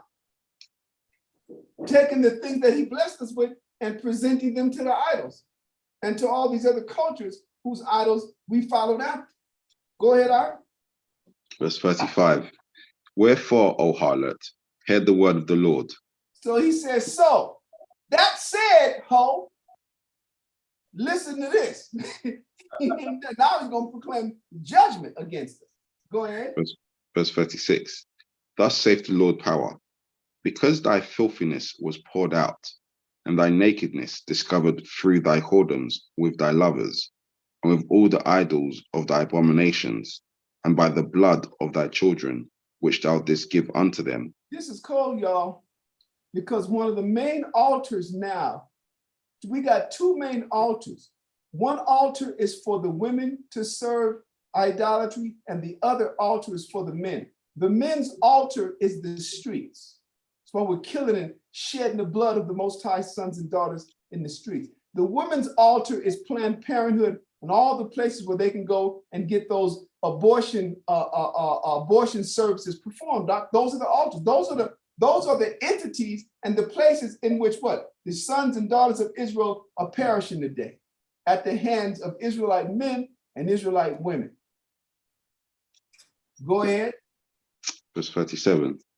Behold, therefore I will gather all thy lovers with whom thou hast taken pleasure, and all them that thou hast loved, with all them that thou hast hated.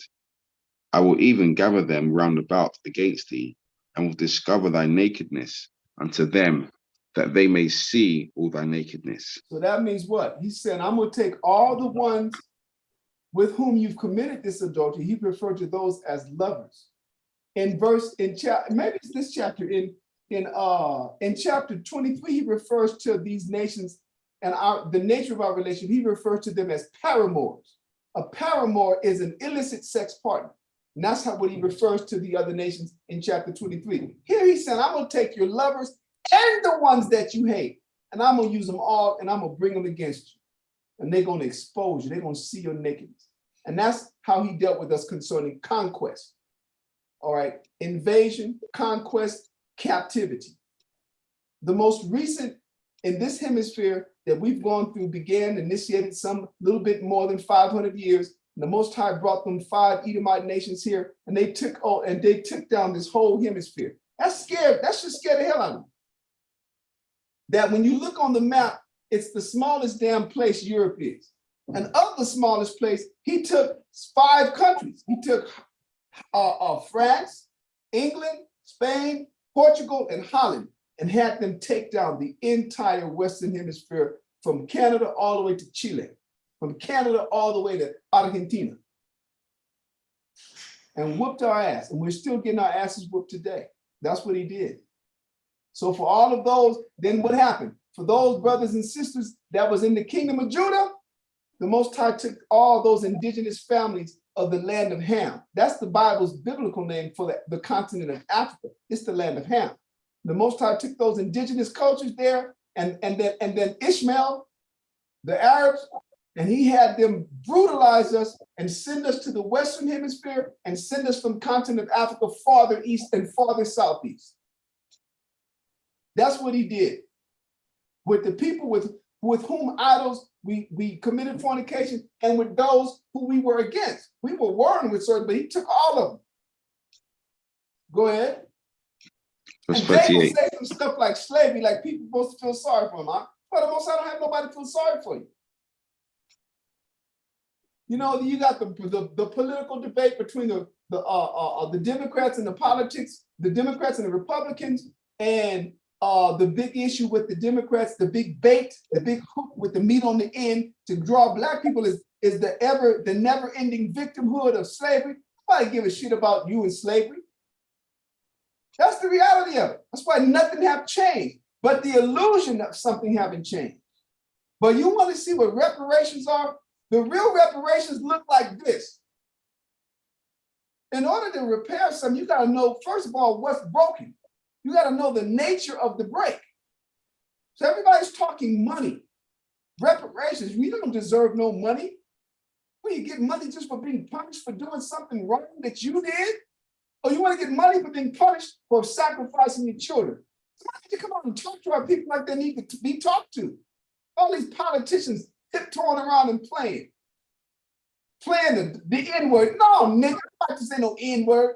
The nigga called me the N-word. Nigga himself can't even say nigga.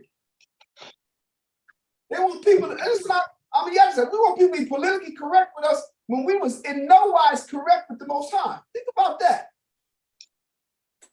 So nobody feels sorry for us. Everybody's telling you to pick yourselves up by the bootstraps while everybody else got help. You know why? Because everybody else didn't do what we did against the Heavenly Father. Everybody else came from Europe, came from all the places and prospered. Remember, that's one of the curses. The Most High said, the stranger that dwelleth among you, he shall come up above thee very high, and thou shalt go down very low. He shall be the head, and thou shalt be the tail. He shall lend to thee, and thou shalt not lend to him. That's why we don't have anything. Come back to that's what needs repairing. What needs repairing is our broken mind. What needs repairing is our broken, dysfunctional spirit. That's what's broken and need repair. No money. What everybody gonna do with money now? Get it, chase women, and have a dynamic where they end up in more debt. The same thing that niggas do when they get the lottery, huh? They end up worse off than they never had got the lottery. That's proven. They end up worse off. Look at the ones who have made it. They're all satanic. Every other turn, they got some type of satanic gesture. Have anyone seen the photo shoot of Beyonce riding on supposedly the 4 horses of the apocalypse? They got on a white horse, a red horse, a black, just demonic. Just demonic. That's when we get money. When we get material wealth, that's what we do. We always what? We always disdain or demonstrate our disdain for the Heavenly Father. Read on down a little bit more. Verse 38. And I will judge thee as women that break wedlock and shed blood are judged. And I will give thee blood in fury and jealousy. I gotta use the restroom one more time. I'll be right back. We're gonna finish this up.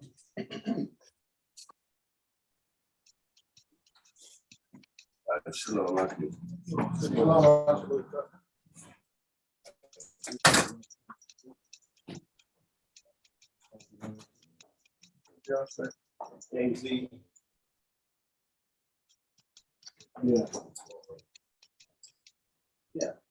Well, anybody on a major label is and then all of a sudden they name blood. No. No, if they're on a major label. It's not. Wow. Yeah.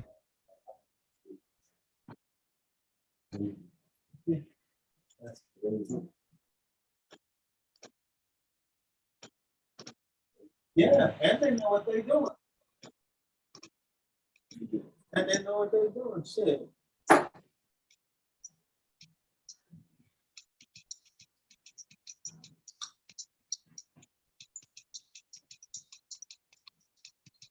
Boy. And I can remember when she first started. Coming out of H-Town. No, she was Destiny's Child. Yeah. It was Yeah. four. Destiny's Child. I was in Houston. Check this out. I worked for a place called CUC up in the tall building of Buffalo Speedway in Houston. Ran into Destiny, not the main one, but at Destiny Child. I worked with her mom, and I was in a group. Long story short, she was showing me, well, what do you think of these pictures? Do you think I should do it like this or like that? And it was them three. You know what I mean? And It was four from the beginning. yeah, it was Beyonce. I forget the girl's name. Yeah, but the dark one. Yeah, so the dark skinned one, that was her mama I worked with, and she was beautiful. Kelly Rowland? Yeah, Kelly. Yeah. And the mama was just beautiful as her, man. Okay, and she was older, and she was asking me all of these things. Come to find out, it winds up being them. And then from there, man, I've seen personal pictures of them. I mean, just as homey, as home, as country as they can be. You know what I mean? From where? Destiny's Talking Child. about Destiny Child all the way to Beyonce. Where Beyonce started. And Kawakab brought out a point about how Beyonce was riding for horses. yeah, she done sold her soul like so many times. Yeah.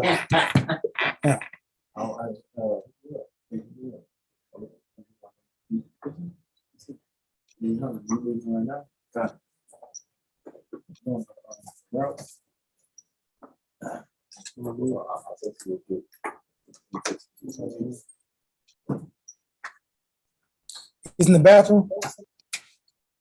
Yeah. Wow. Okay, cool. Let's go. Let's go out. Cool. Hey. What are you gonna ask? Tomorrow. Come on now. I got you. I got you. This, I talked to you. Text. Y'all done dismissed. What's up? Uh-uh. Come back. There's only one brother sitting in class.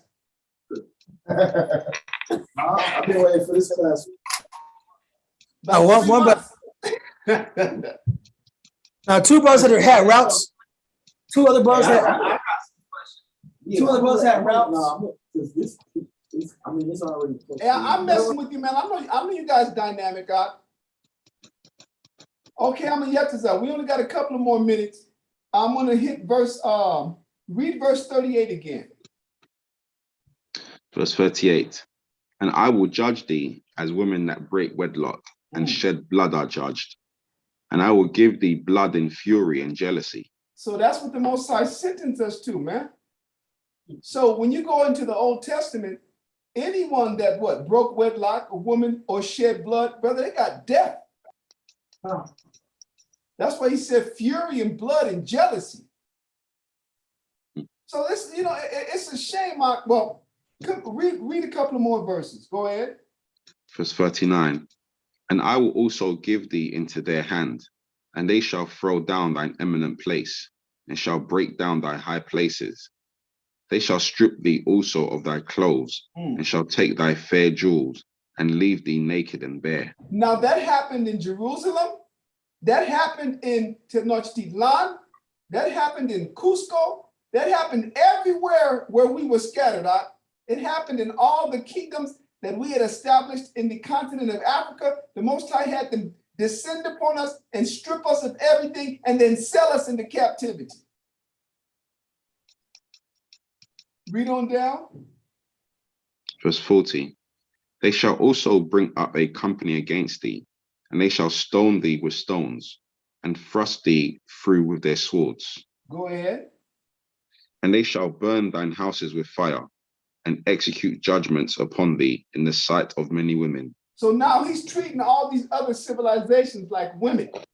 So he said they're going to burn you and execute judgment in the sight of all the women. That means in the sight of all the other nations. Go ahead.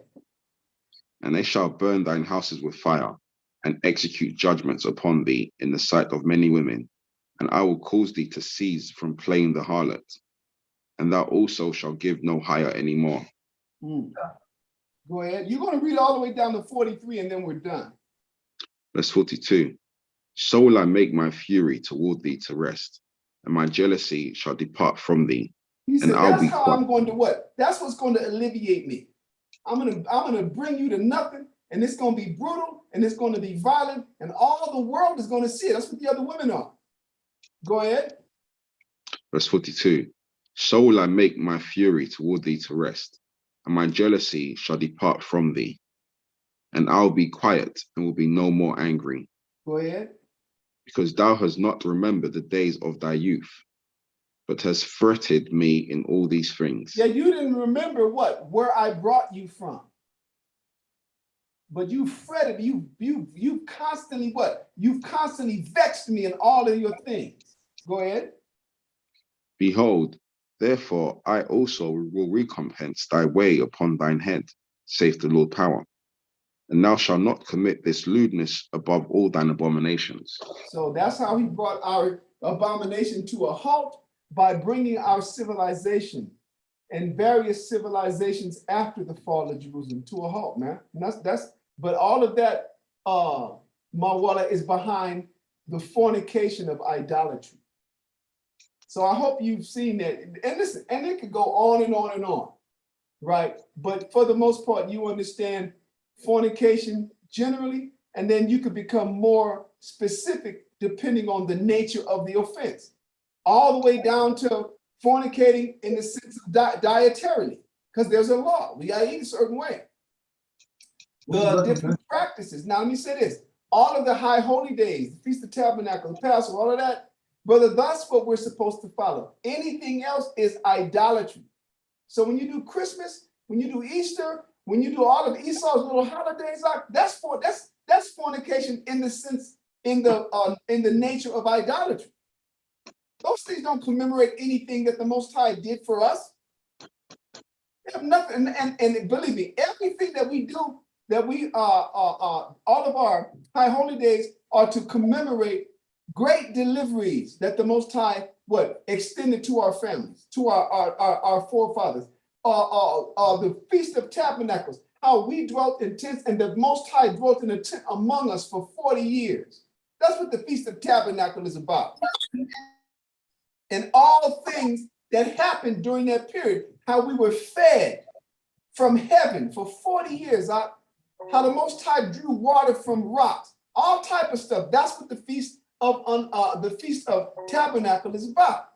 So anything, all of these holidays, as they call them today, that commemorate nothing toward or with respect to the Most High's benevolence toward us, is idolatry and it's fornication. So until next time, brothers. Yes, brother. I can't hear you. Say that again. First of all, these churches today, certainly some of these preachers, or a lot of these preachers, are knowledged up on where you're coming from. Why don't they teach this in church? Hey, listen, I'm yet to can you find me that verse? The Most High tells you, the Most High said that your leaders divine for money. Because you can't give, listen, look at the school. Look at you guys. That's why, because when I say that, meaning because you won't have a full house to be able to extract money and line your pockets without. Nobody wants people, only the true spirits being brought back by the Most High through Christ want this information. So what happens is those pastors, let's say the ones that know, they're not about to walk away from their paycheck. And that's in the scriptures. I want to find that verse for you. The scriptures say, thy prophets divine for hire. What is it? Micah 3:11. Read it, Amayetazar. Call it out.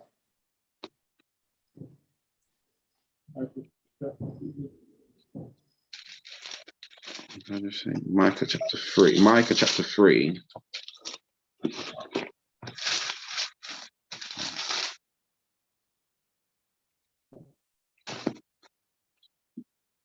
Micah chapter 3 and verse 11.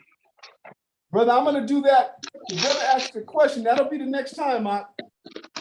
The brother asked, when you're finished with your points, sir, before you log off, could you please provide an update per end time timeline as it pertains to current events, war, global superpowers? Brother, that'll have to be next time. Believe me, if Christ ain't come back, it'll be more than I can say now. So Nakahai, I'm reading, somebody sent me a message. I'm not talking about the brother that just asked the question. I'm talking about the brother that just wrote a question, he wrote a request. I'm letting him know that we'll cover the timelines of to the end with respect to the current events that are taking place now. Geopolitics, I'll address that next the final Friday of September. Okay, Brother Nagaha? Go ahead and call that verse out and read it again, please. Micah chapter 3, verse 11. The heads thereof judge for reward, and the priests thereof teach for hire, and the prophets thereof divine for money. Yet will they lean upon the Lord and say, is not the Lord among us? None evil can come upon us. See, so they're doing everything for money, but at the same time, they're telling people that that the Most High is among us and that no evil could come to us. But everything that they're teaching these people is for money, is for hire. And that's what they're about. And you know what? And the proof of it is most of them, if not all of them, have that 501c3 status, tax exempt status. And so because of that, that means they get to enjoy the benefit of all the millions that they make. They don't have to pay tax.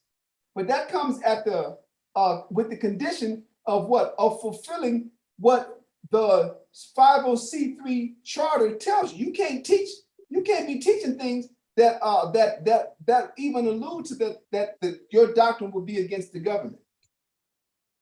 They can't teach a certain, because they have to walk a very thin, like even Israelites. They got 501c3s out. You got brothers that I came up with in the truth, came up under, came up with, came up over. Got 501c3s, and they're doing it. It's all about not having to pay taxes. But what did Christ do? Did not Christ go down, tell one of his apostles, reach into the water, you're going to see a fish, you're going to reach into his mouth, we're going to pay our taxes. Did not Christ come and say, give unto that to Caesar that which is Caesar, and give unto the Most High that which is his? The scriptures tell you, you're supposed to pay tribute to whom tribute is due. Tribute is taxes. That's in the New Testament. So the people who set out to do supposedly, I'm talking about the Israelites now, not just the preachers, the people that set out to do the work of the Lord, and they have to open up his 501c3. That's not the work of the Most High. The scriptures say the just shall live by faith. That means we trust that the Most High is going to provide what we need. But see, that means what? That means we have to walk and meet the conditions that the Most High are pleased with. And many Israelites are going to give mediocrity. They don't want to give their full life. They don't want to put their families third and fourth and put the men of the Most High first. That's the reality. And so they have other means through which what? They could build and perform their duties, and it'd be about money. Anyway, that's it, brother. That's the answer to your question. And there's a whole bunch of other scriptures that tell you that. One last one. Go ahead, brother. So does this go on forever? Is there something about the 400-year curse? Oh, listen, brother. We'll deal with that as well this next time. Listen, the 400-year curse, let me put it like this to you. The timeline of the 400-year curse, this is a lot of reading and breakdown, but I'm going to just summarize it.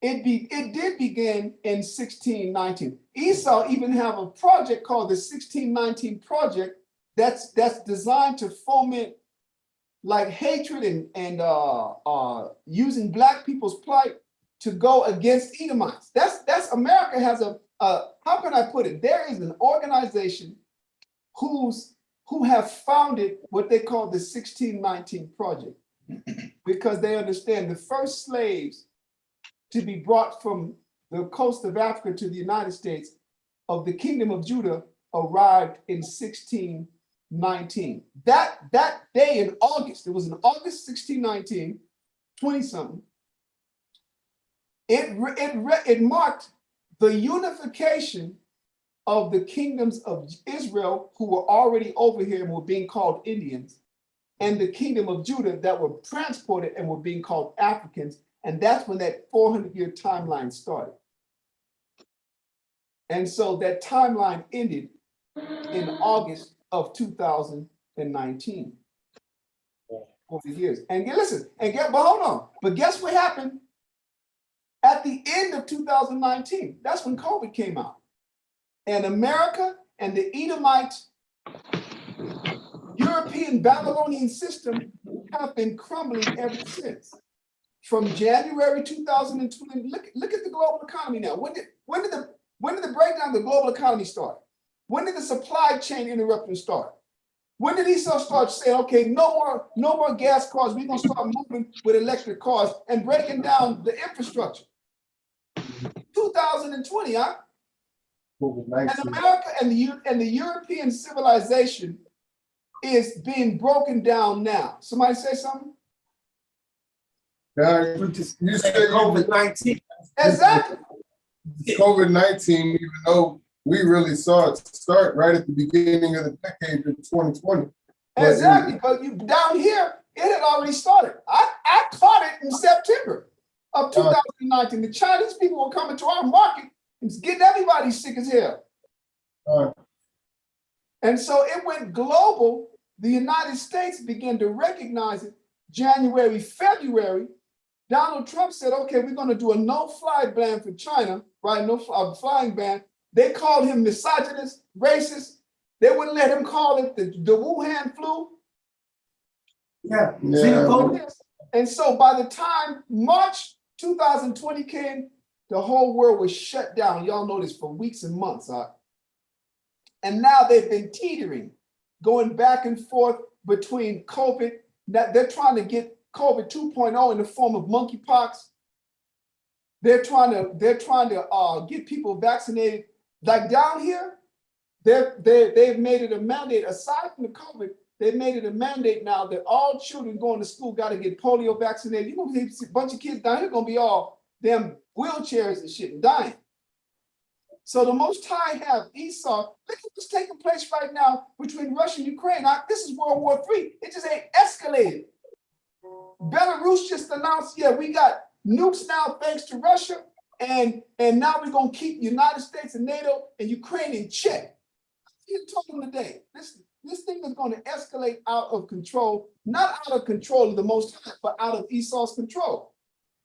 The sanctions that Europe and the West levied against Russia have adversely affected Europe and America. Europe is looking at a winter with no heating oil, with no petroleum, with no gas. Today, just yesterday, I say because of China, they're ahead of us.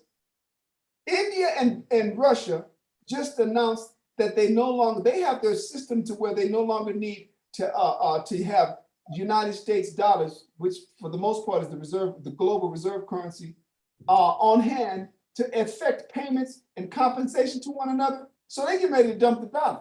China announced that they're in the process also. These are the BRICS nations: Brazil, Russia, India, China, South Africa. But guess who's locked in with them now? Right? What's today? This is August. Just last week, guess what's taking place? About 2 months ago, the Russians, the Iranians, and the Chinese arrived in Nicaragua.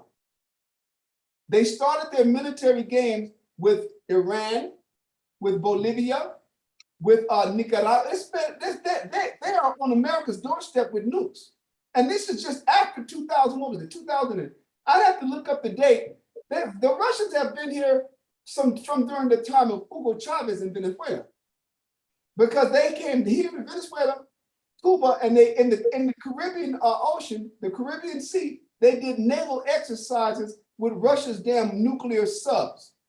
They never left. It was the Cold War, right? No, brother, the Cold War ended in 91. We're talking about this damn year. The Cold War ended in 91, the whole fall, this is not the Soviet Union. This is the Russian Federation. I was thinking it was the same thing they were trying to do during the Cold War when they went Russia. Well, yes, but let me say this. They weren't trying to do it. They were responding to what the United States and NATO was doing in Turkey and other places. Like when they talk about the Cuban Missile Crisis, that was in response to the United States taking nuclear missiles and putting Jupiter-class nuclear missiles and putting them in Turkey. So then Russia came as a retaliation and came to Cuba and put missiles. So the same thing. They're trying to get Ukraine 5 minutes away from Moscow flight time, nukes there. So Russia is in Cuba, Venezuela, and they're closer in Nicaragua. It's no joke. They just had their exercises. They might have ended already. They may not have ended already.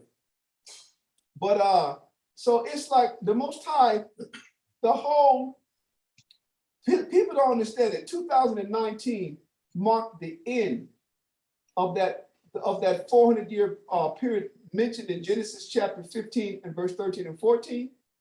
And the Most High, America, the Edomites, or the modern day Babylonian civilization is being judged right now. You must be hearing about Edomites going crazy, killing the people up in Europe because they're going to be freezing to death.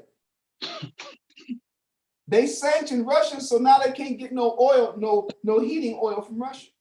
They sanctioned Russia, so they can't get no petroleum. They can't get no food and grains. The little bit that they had access to, Russia's taking it now in Ukraine. Ukraine is let me say this. Ukraine had the largest and most well-equipped and best prepared standing army in all of Europe. They're the only ones who were as vicious as the Russians, and the Russians are decimating them now, and they ain't putting none of that on the news. The Russians are taking a third of all of Ukraine. Ukraine is the biggest country in Europe. It's bigger than Germany, it's bigger than France. Europe is going to be catching hell by this winter. I say winter, like once the cold start coming in, I'm a Yatzazai. You there? Yeah. When does the cold start coming in? Because I'm in Yetzirah in London. When does the cold start coming in Europe? About the end of September or the end of October? Yeah. Look at this. Thank you, brother.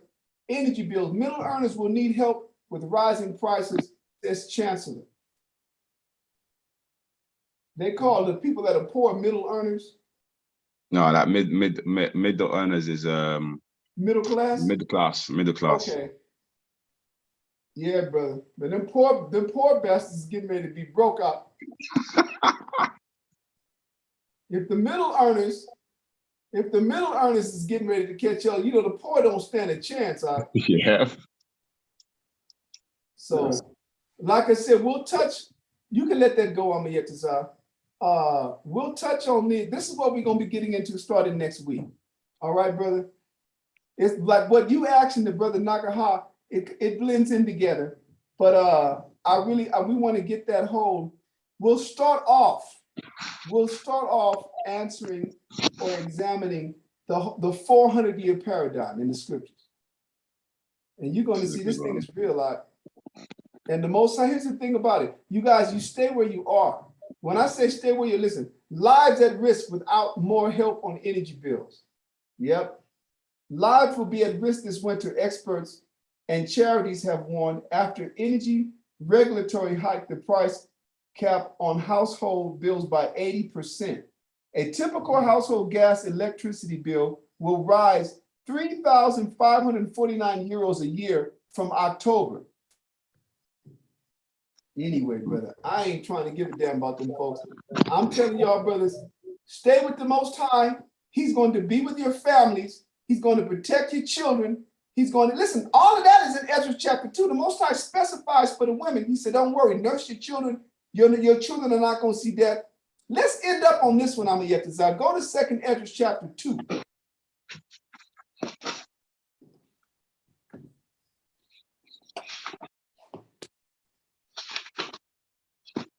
Second Ezra chapter 2, and you're going to read, I'll tell you what verse to start off at.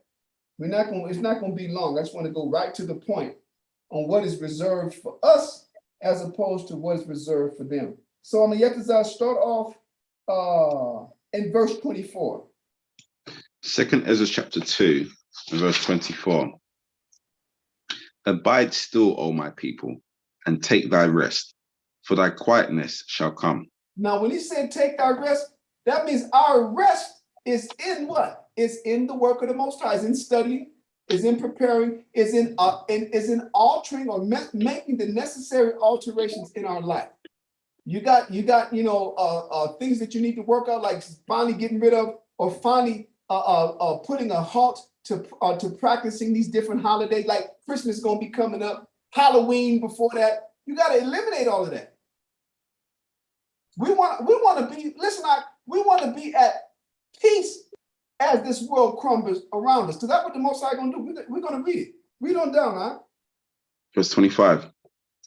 Nourish thy children, O thou good nurse. Establish their feet. That means teach your children and make sure they can stand strong in this truth. That's how it's not talking about no socks and no shoes. Establish the feet is talking about what? What makes our children strong? It's this information from as early as we could get it to them. This is why Esau, remember, what is he doing now? He got cartoons with the first gay lesbian kiss. Buzz Lightyear is up there with some woman who's got a damn girlfriend, a Toy Story. They're coming at our children at the earliest age possible. We have to prepare our children at the earliest age possible. That's how we establish their feet. Go ahead. Verse 25. Nourish thy children, O thou good nurse. Establish their feet. As for the servants whom I have given thee, there shall not one of them perish, for I will require them from among thy number. Who are the servants? We are. We're the ones learning and what? Submitting ourselves to the Most High so that we could be used through Christ as the instruments to help our other people find their way back to the Heavenly Father. We're the servants, and the Most High said, there shall not one of them perish, for I will require them from among thy sight, or from among thy number. Go ahead. Verse 27. Be not weary, for when the day of trouble and heaviness cometh, others shall keep. So others shall weep and be sorrowful, but thou shalt be merry and have abundance. Now you see that? So what the articles he just put up there about Europe, they ain't talking about the food either. Russia, India, China, Brazil, Argentina, everybody, that all the places that Esau have exploited, that are the producers of the world, have decided they're no longer going to be selling anything to the United States. So the Most High said what? With us, they're going to be catching hell. When the day of trouble and heaven is coming, others shall weep and be sorrowful, but thou shalt be merry and have abundance. And I believe the Most High, because he told us he was going to bring our asses in slave ships and sell us, and that happened. He told us that a nation from the end of the earth would come as swift as an eagle flight and would take down all these kingdoms in the Americas, and that happened. Right?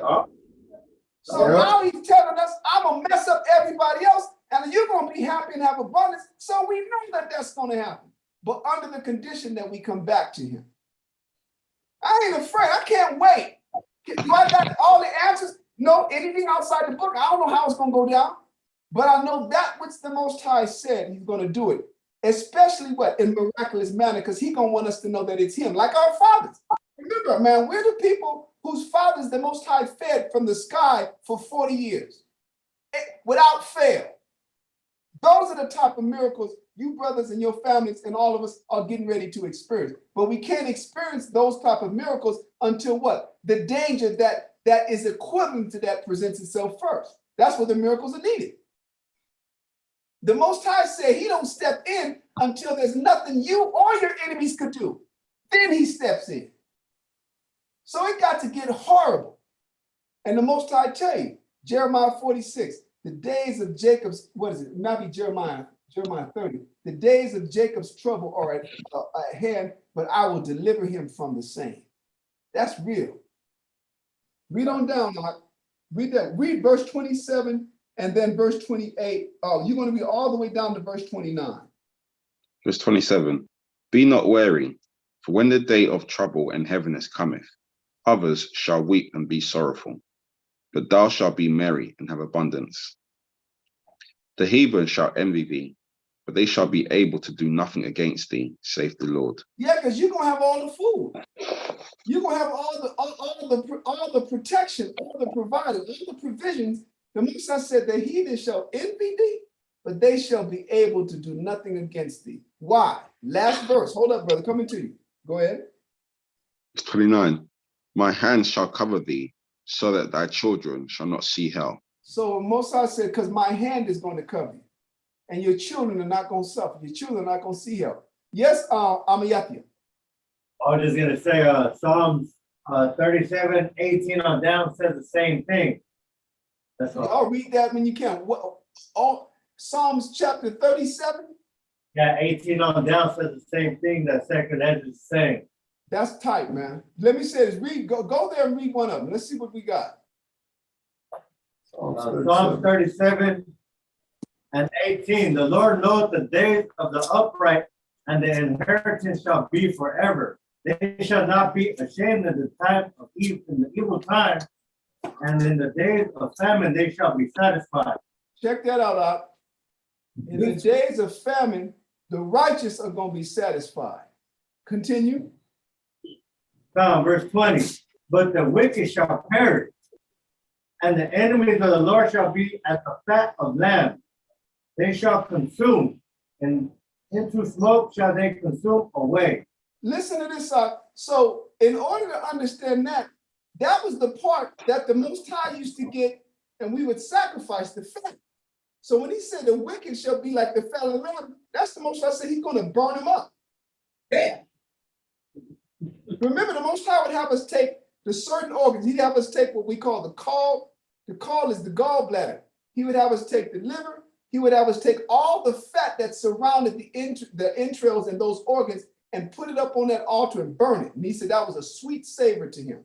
He said, what? The wicked are going to be like the fat of the lamb. That means he's going to burn them up. So y'all brothers, keep it up. And I'll have some a class prepared that will deal with the brother that asked his question along with Nagaha. Ah, All right, what? All right, all right. all right, brother. Until next month, y'all. Till next month. Yeah, how about Shabbat Shabbat Shabbat Shabbat How about Shema Shabbat Thumb, brothers? Shalom. Shalom.